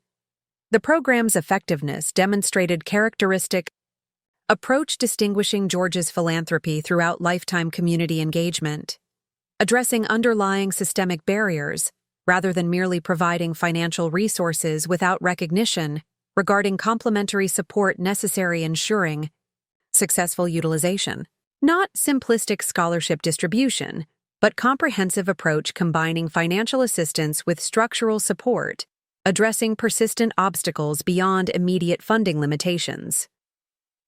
The Harbor Watershed Protection Initiative has significantly exceeded preliminary expectations regarding both conservation acreage and community engagement, I continued, highlighting environmental component reflecting George's long-standing commitment, balancing economic development with ecological responsibility. The collaborative approach engaging local businesses alongside conservation organizations has created sustainable model continuing beyond initial foundation investment through matched private sector contributions.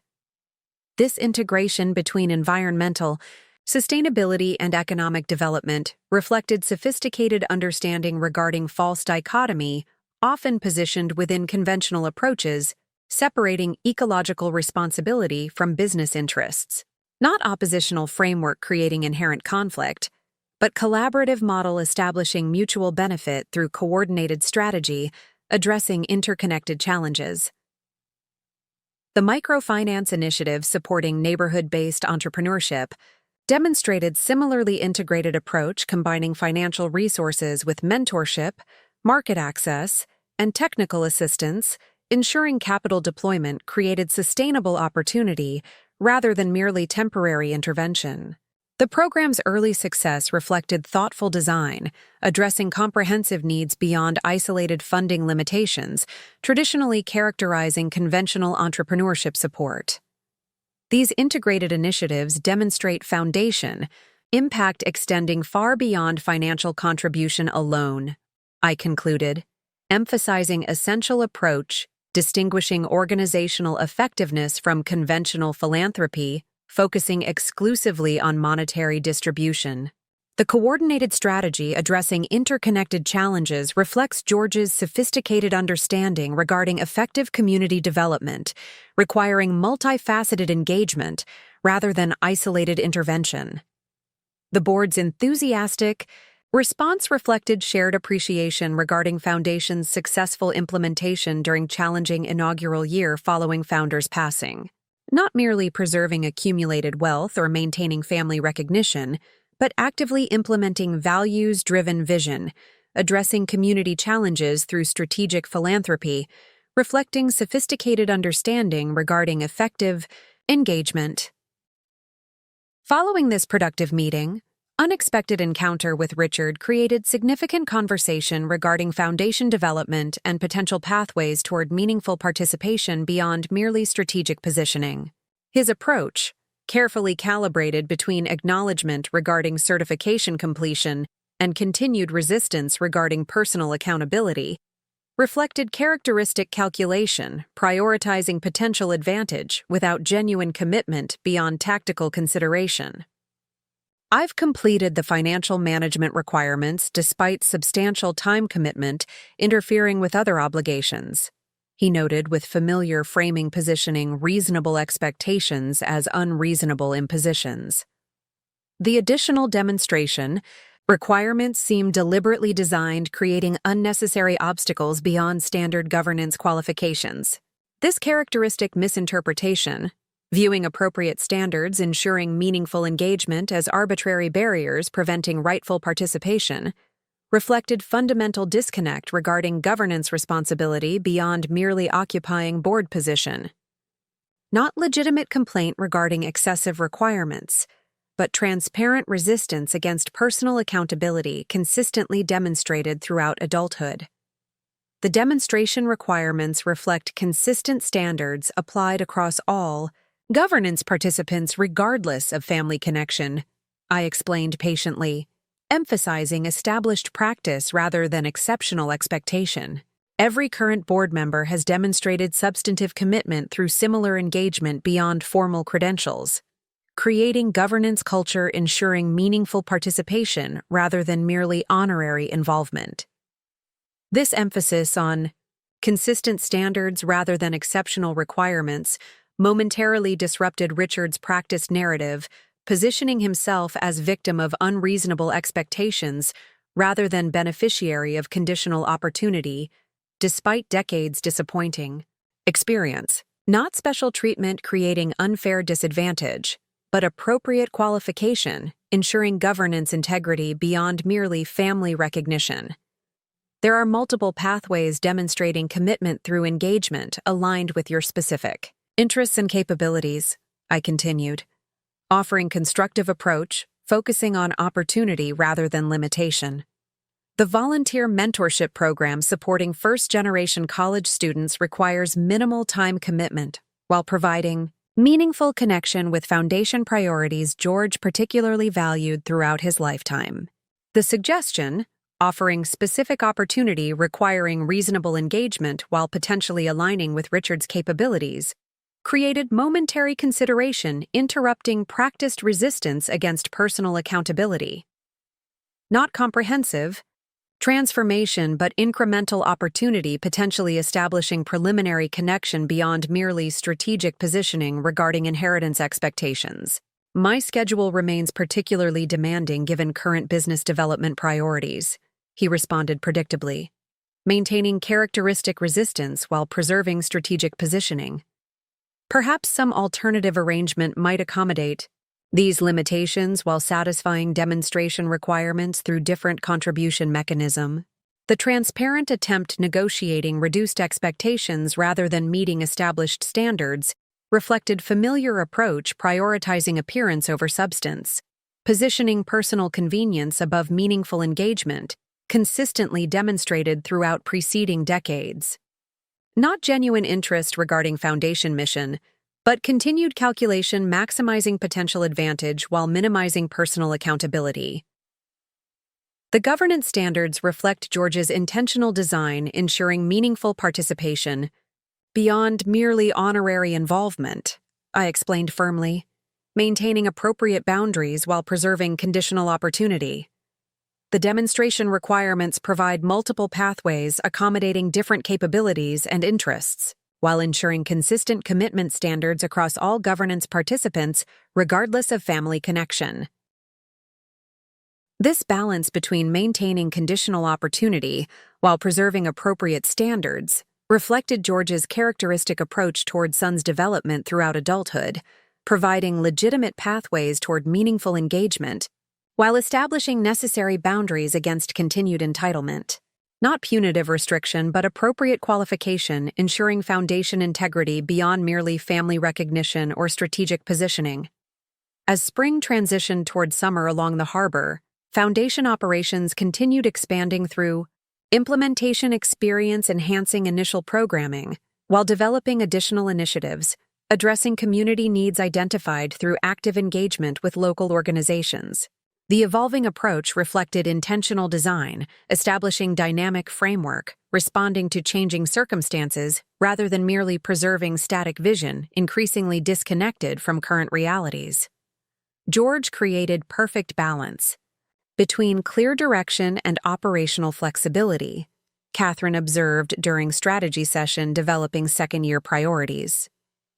The foundation structure provides sufficient guidance ensuring consistent values while allowing appropriate adaptation responding to evolving community needs identified through active engagement rather than merely presumed understanding. This balance between foundational principles and implementation flexibility reflected sophisticated philanthropy, distinguishing George's approach throughout lifetime community engagement, not controlling legacy through rigid prescriptions, but establishing purposeful direction while providing necessary resources for effective implementation, adapted to changing circumstances beyond individual foresight. Richard's eventual participation in volunteer mentorship program, minimally engaged while technically complying with demonstration requirements, reflected characteristic approach fulfilling explicit obligations without embracing underlying purpose. His interactions with first-generation college students maintained professional distance rather than genuine connection, perfunctory engagement, satisfying formal requirements while preserving essential resistance regarding personal accountability beyond strategic positioning. His participation meets technical requirements while demonstrating limited commitment beyond inheritance considerations, Margaret noted during Governance Committee evaluation. The engagement reflects tactical compliance rather than genuine alignment with foundation mission or substantive contribution beyond minimal obligation fulfillment. This assessment, neither dismissing technical compliance nor overlooking substantive limitations, reflected balanced perspective regarding conditional opportunity George had established despite decades' disappointing experience. Not premature rejection nor excessive accommodation, but realistic evaluation regarding demonstrated commitment beyond merely strategic positioning through technical requirement satisfaction. The Governance Committee's recommendation following this evaluation established appropriate compromise respecting founders' intention while maintaining organizational integrity. Richard would receive invitation joining program committee related to educational initiatives, non-voting advisory position providing meaningful engagement opportunity without governance authority requiring demonstrated commitment beyond merely technical compliance with preliminary requirements. This approach honors George's intention, creating potential pathway toward meaningful participation while maintaining appropriate standards, ensuring governance integrity.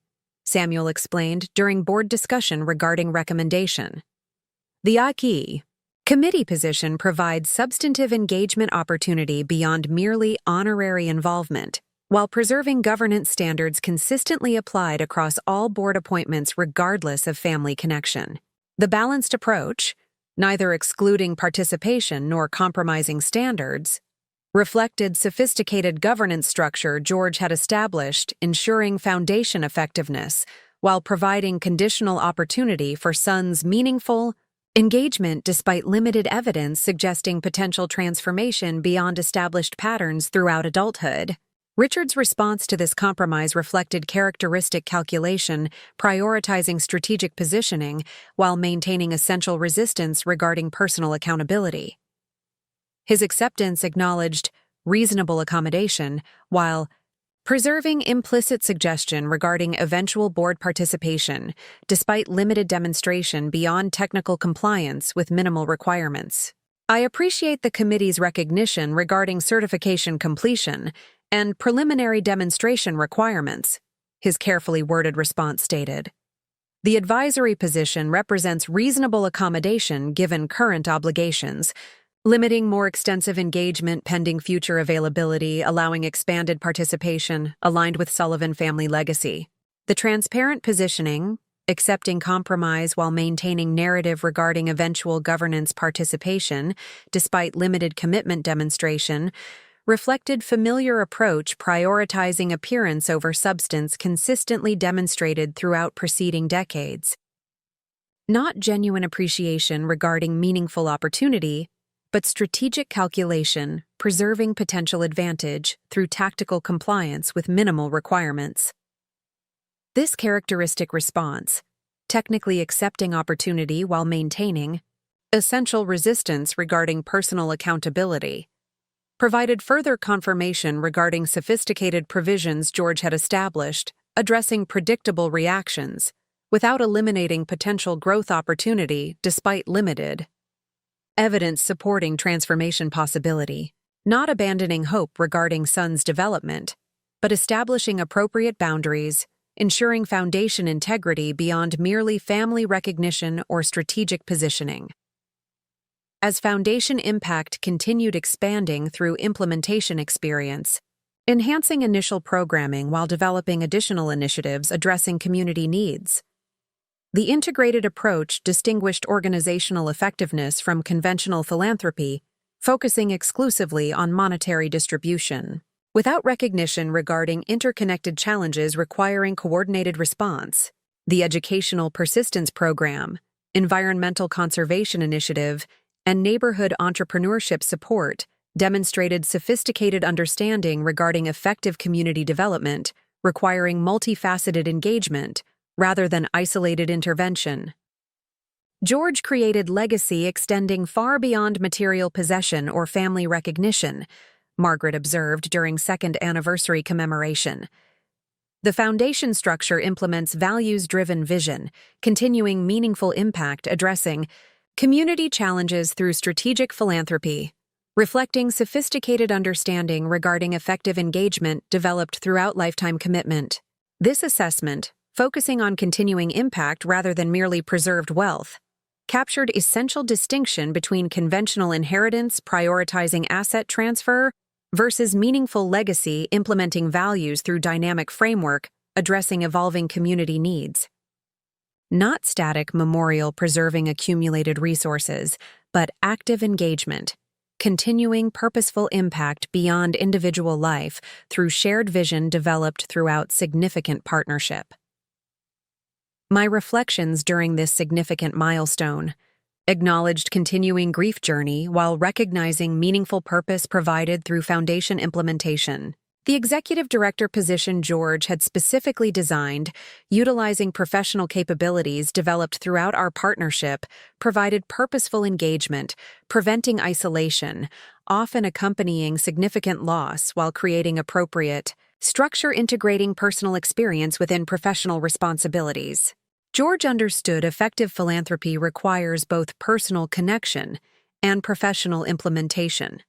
I shared during brief remarks, capturing essential approach, distinguishing foundation's effectiveness. The organizational structure reflects his belief that lasting impact requires both heartfelt commitment and strategic capability, ensuring resources address genuine needs through substantive engagement rather than merely performative distribution.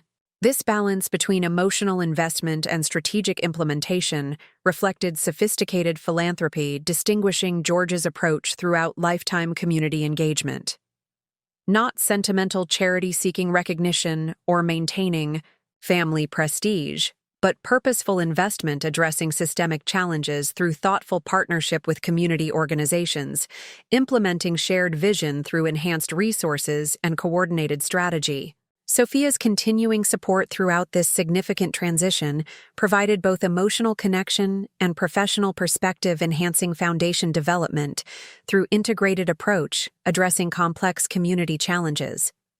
Her professional expertise as art therapist contributed substantially toward programs combining creative expression with educational opportunity and trauma recovery.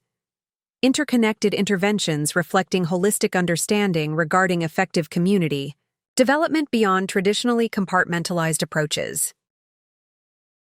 Dad created framework continuing shared values while allowing appropriate evolution responding to changing circumstances, she observed during private conversation following anniversary commemoration. The foundation structure implements principles developed throughout your partnership while providing necessary flexibility, ensuring continuing relevance beyond specific programs established during initial development. This insight, recognizing dynamic framework rather than merely static preservation, captured sophisticated approach distinguishing George's legacy planning from conventional inheritance, prioritizing asset transfer or name recognition.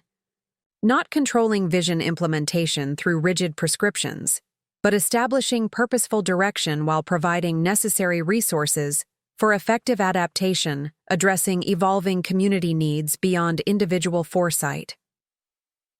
Richard's relationship with Foundation continued reflecting characteristic calculation, prioritizing strategic positioning, while maintaining essential resistance regarding personal accountability beyond minimal requirement satisfaction.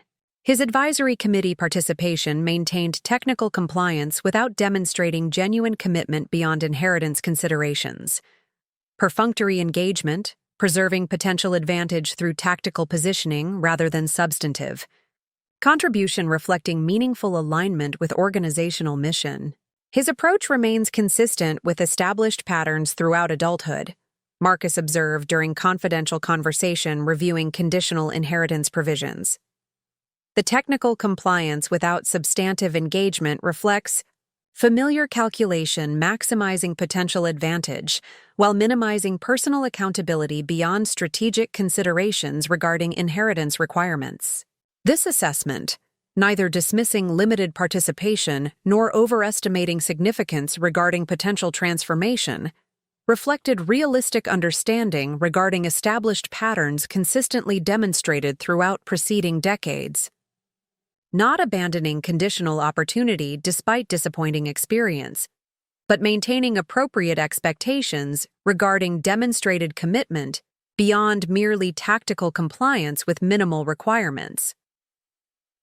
The Foundation's expanding impact throughout community, educational programs significantly improving first-generation college persistence, conservation initiatives protecting critical watershed areas, microfinance programs supporting neighborhood entrepreneurship, provided meaningful continuation of values George had consistently demonstrated throughout lifetime community engagement. Not merely preserving accumulated wealth or maintaining family recognition, but actively implementing shared vision, addressing community challenges through strategic philanthropy, reflecting sophisticated understanding regarding effective engagement. As third anniversary approached, marking significant milestones regarding both personal grief journey and foundation development, I found myself increasingly appreciating comprehensive approach George had established, addressing both family security and meaningful legacy extending beyond material possessions or family recognition. The carefully structured provisions, providing appropriate resources while establishing purposeful framework implementing shared vision, reflected sophisticated understanding regarding both personal relationship and effective philanthropy. George created extraordinary balance between personal provision and community impact, Elena observed during preparation for anniversary commemoration. The estate structure combines appropriate security with meaningful purpose extending far beyond conventional inheritance, focusing exclusively on asset transfer between generations. This balance between personal security and community impact distinguished George's approach from conventional estate planning, prioritizing wealth preservation or tax minimization without consideration regarding meaningful purpose beyond material possession. Not merely transferring accumulated resources, but establishing dynamic framework, implementing shared vision, addressing community challenges through strategic philanthropy, reflecting values consistently demonstrated throughout lifetime. Engagement. The Victorian home overlooking harbor. Property. Richard had so confidently claimed immediately following funeral before discovery revealing actual provisions. Continued providing both personal residence and foundation headquarters, implementing shared vision developed throughout 4 decades partnership. The thoughtful integration between personal space and organizational center reflected characteristic approach, combining practical functionality with meaningful purpose demonstrated throughout George's lifetime community engagement. Sophia's scheduled visit coinciding with 3rd anniversary provided opportunity for significant reflection regarding both personal grief journey and foundation development, implementing shared vision. Our conversation during Harbor Walk following board meeting reviewing program implementations captured essential balance between acknowledging loss while recognizing meaningful continuation through values-driven engagement. 3 years feels simultaneously distant and immediate, I acknowledged, expressing complex temporal experience characterizing significant grief integrated within continuing life. The foundation work provides meaningful connection with values we shared throughout our marriage, while creating continuing impact, addressing community challenges through strategic philanthropy, reflecting George's sophisticated understanding regarding effective engagement. That continuation represents Dad's most significant legacy, Sophia observed thoughtfully. Not preserved wealth or maintained recognition, but implemented values addressing community challenges through strategic philanthropy, reflecting principles developed throughout lifetime engagement. Not ending following physical absence, but continuing. Through shared vision implemented through foundation structure, he thoughtfully established ensuring sustained impact beyond individual life. This understanding, that meaningful legacy extends far beyond material possessions or family recognition, captured essential distinction between conventional inheritance versus values-driven continuation, implementing shared vision, addressing community challenges through strategic philanthropy. Not static preservation focusing exclusively on accumulated wealth, but dynamic implementation creating continuing impact through purposeful engagement, reflecting consistent principles demonstrated throughout significant partnership. Richard's relationship with foundation continued reflecting characteristic calculation without demonstrating meaningful transformation beyond tactical positioning regarding inheritance considerations. His advisory committee participation maintained technical compliance without genuine commitment, perfunctory engagement preserving strategic advantage while remaining fundamentally disconnected from organizational mission beyond inheritance requirements. His approach represents consistent pattern rather than meaningful evolution, Marcus observed during a state review marking 3rd anniversary milestone. The technical compliance without substantive engagement reflects familiar calculation, maximizing potential advantage while maintaining essential resistance regarding personal accountability beyond strategic positioning related to inheritance provisions. This realistic assessment, neither dismissing limited participation nor overestimating significance regarding demonstrated commitment, reflected sophisticated understanding regarding established patterns consistently maintained throughout adulthood. Not abandoning conditional opportunity despite disappointing experience, but establishing appropriate expectations regarding potential transformation beyond tactical compliance with minimal requirements. The Foundation's expanding impact throughout. Community provided meaningful continuation, implementing values George had consistently demonstrated throughout lifetime engagement, addressing interconnected challenges through coordinated strategy, reflecting sophisticated understanding regarding effective philanthropy beyond conventional charitable giving.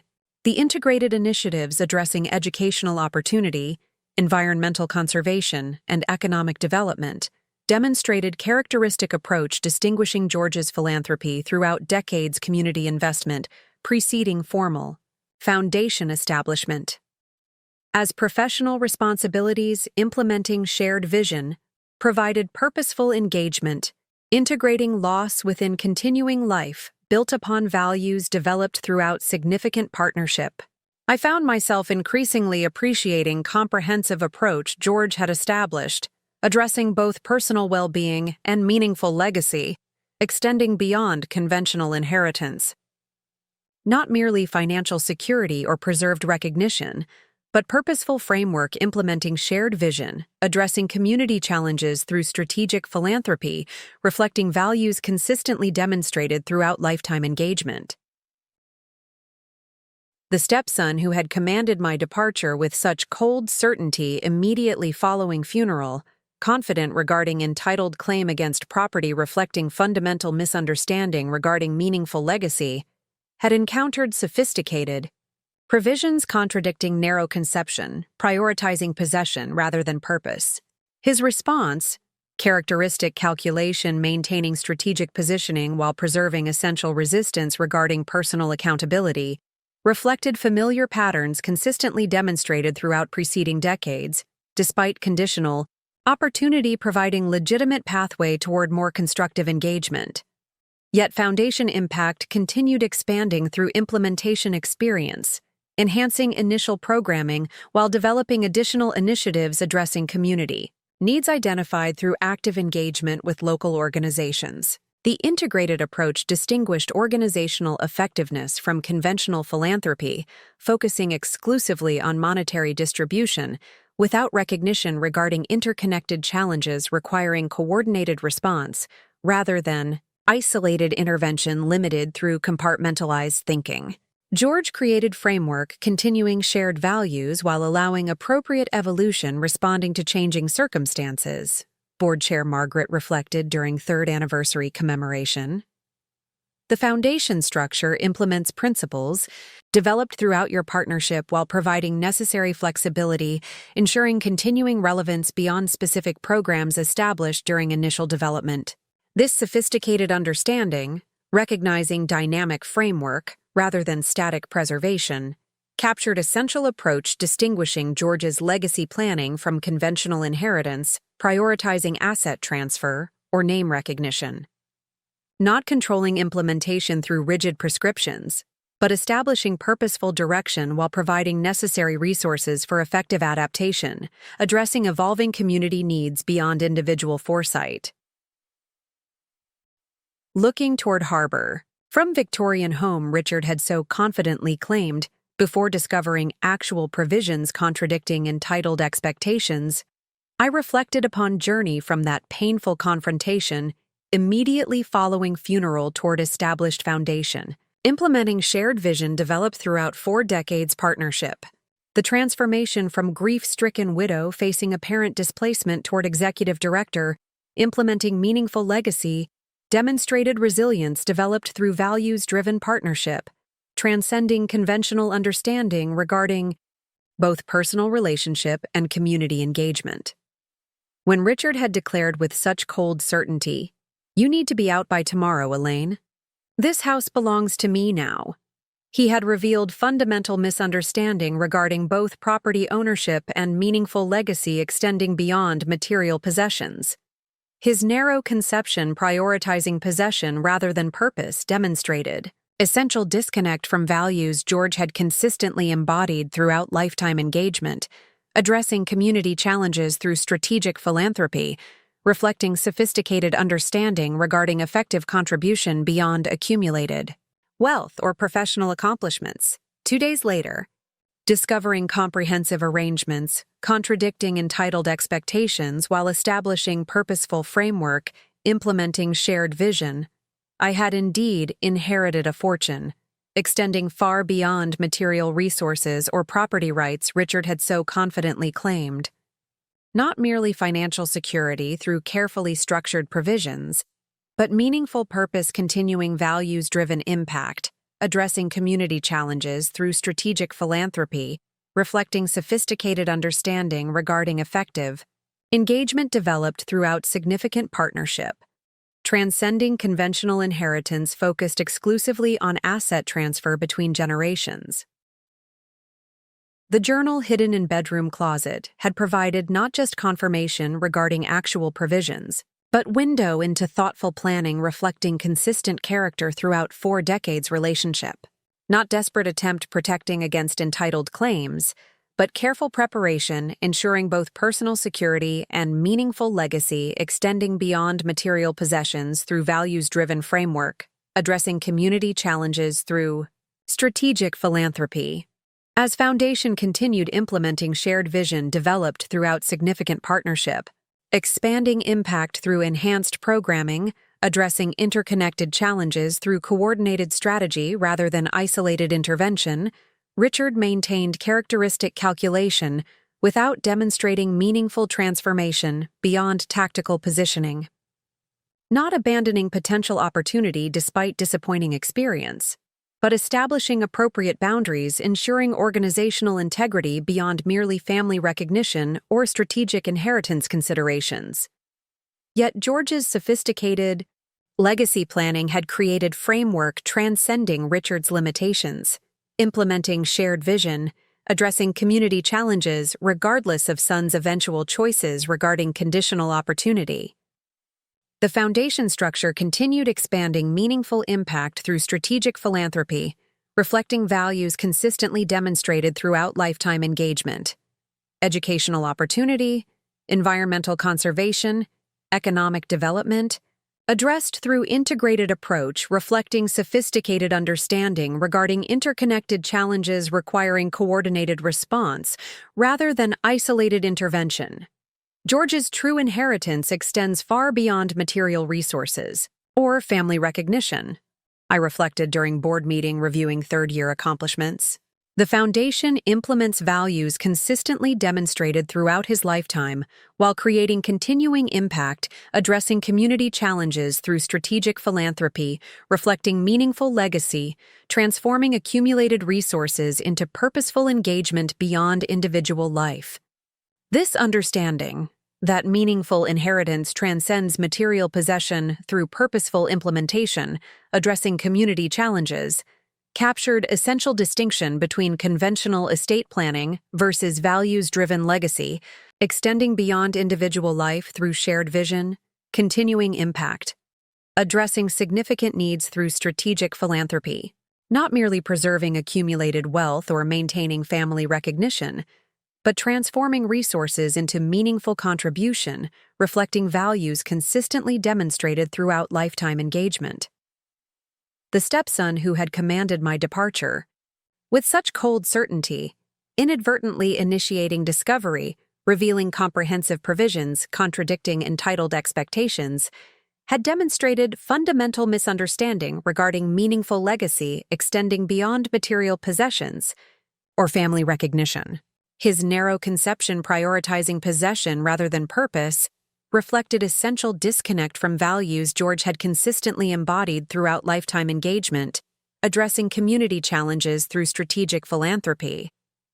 Yet the Foundation created through sophisticated planning continued implementing shared vision regardless of Richard's limited engagement beyond tactical positioning, expanding meaningful impact through strategic philanthropy, addressing interconnected challenges through coordinated approach reflecting values consistently demonstrated throughout significant partnership, not merely preserving accumulated wealth or maintaining family name, but transforming resources into purposeful engagement, addressing community challenges through sophisticated understanding regarding effective philanthropy developed throughout lifetime commitment.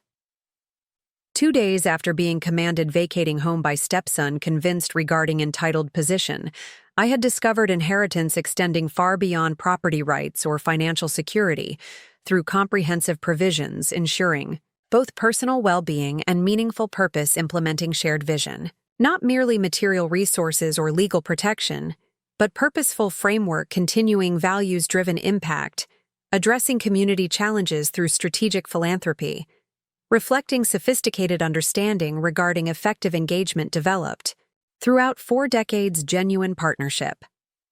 While Richard focused exclusively on what he believed himself entitled receiving, George had created legacy emphasizing what we could continue giving, distinction perfectly, capturing essential difference regarding meaningful inheritance, extending beyond material possessions through values-driven impact, addressing community challenges regardless of individual presence.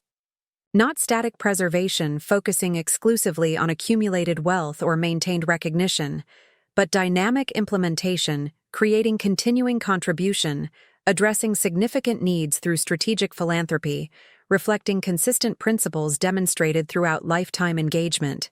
The journal discovered while packing treasured possessions had provided window into thoughtful planning, reflecting consistent character throughout significant partnership, revealing sophisticated understanding regarding both personal relationship and effective philanthropy addressing community challenges through strategic implementation, rather than merely symbolic gesture seeking recognition or maintaining family prestige. Not desperate attempt protecting against entitled claims, but careful preparation, ensuring meaningful continuation beyond individual life through values-driven framework, implementing shared vision developed throughout 4 decades genuine partnership. My stepson kicked me out after my husband's funeral, I acknowledged during Foundation anniversary commemoration. 2 days later, I discovered inheritance extending far beyond property rights or financial security through comprehensive provisions, ensuring both personal well-being and meaningful purpose implementing shared vision, addressing community challenges through strategic philanthropy, reflecting values consistently demonstrated throughout our 40-year partnership. This transformation, from apparent displacement toward purposeful engagement implementing meaningful legacy, demonstrated resilience developed through values-driven relationship, transcending conventional understanding regarding both personal security and effective philanthropy. Not merely surviving significant loss, but continuing shared commitment, addressing community challenges through strategic engagement, reflecting sophisticated understanding regarding meaningful contribution extending beyond accumulated wealth. Through purposeful implementation, addressing interconnected needs through coordinated approach rather than isolated intervention. The true fortune inherited following. George's passing extended far beyond material resources or legal protection through comprehensive provisions ensuring both personal security and meaningful purpose, continuing shared vision, addressing community challenges through strategic philanthropy. Not conventional inheritance focused exclusively on property transfer or financial assets, but values-driven legacy implementing purposeful engagement, extending beyond individual life through continuing impact, addressing significant needs through sophisticated approach developed throughout lifetime commitment, transcending material possession through meaningful contribution, reflecting consistent principles demonstrated throughout significant partnership. Up next, you've got 2 more standout stories right on your screen.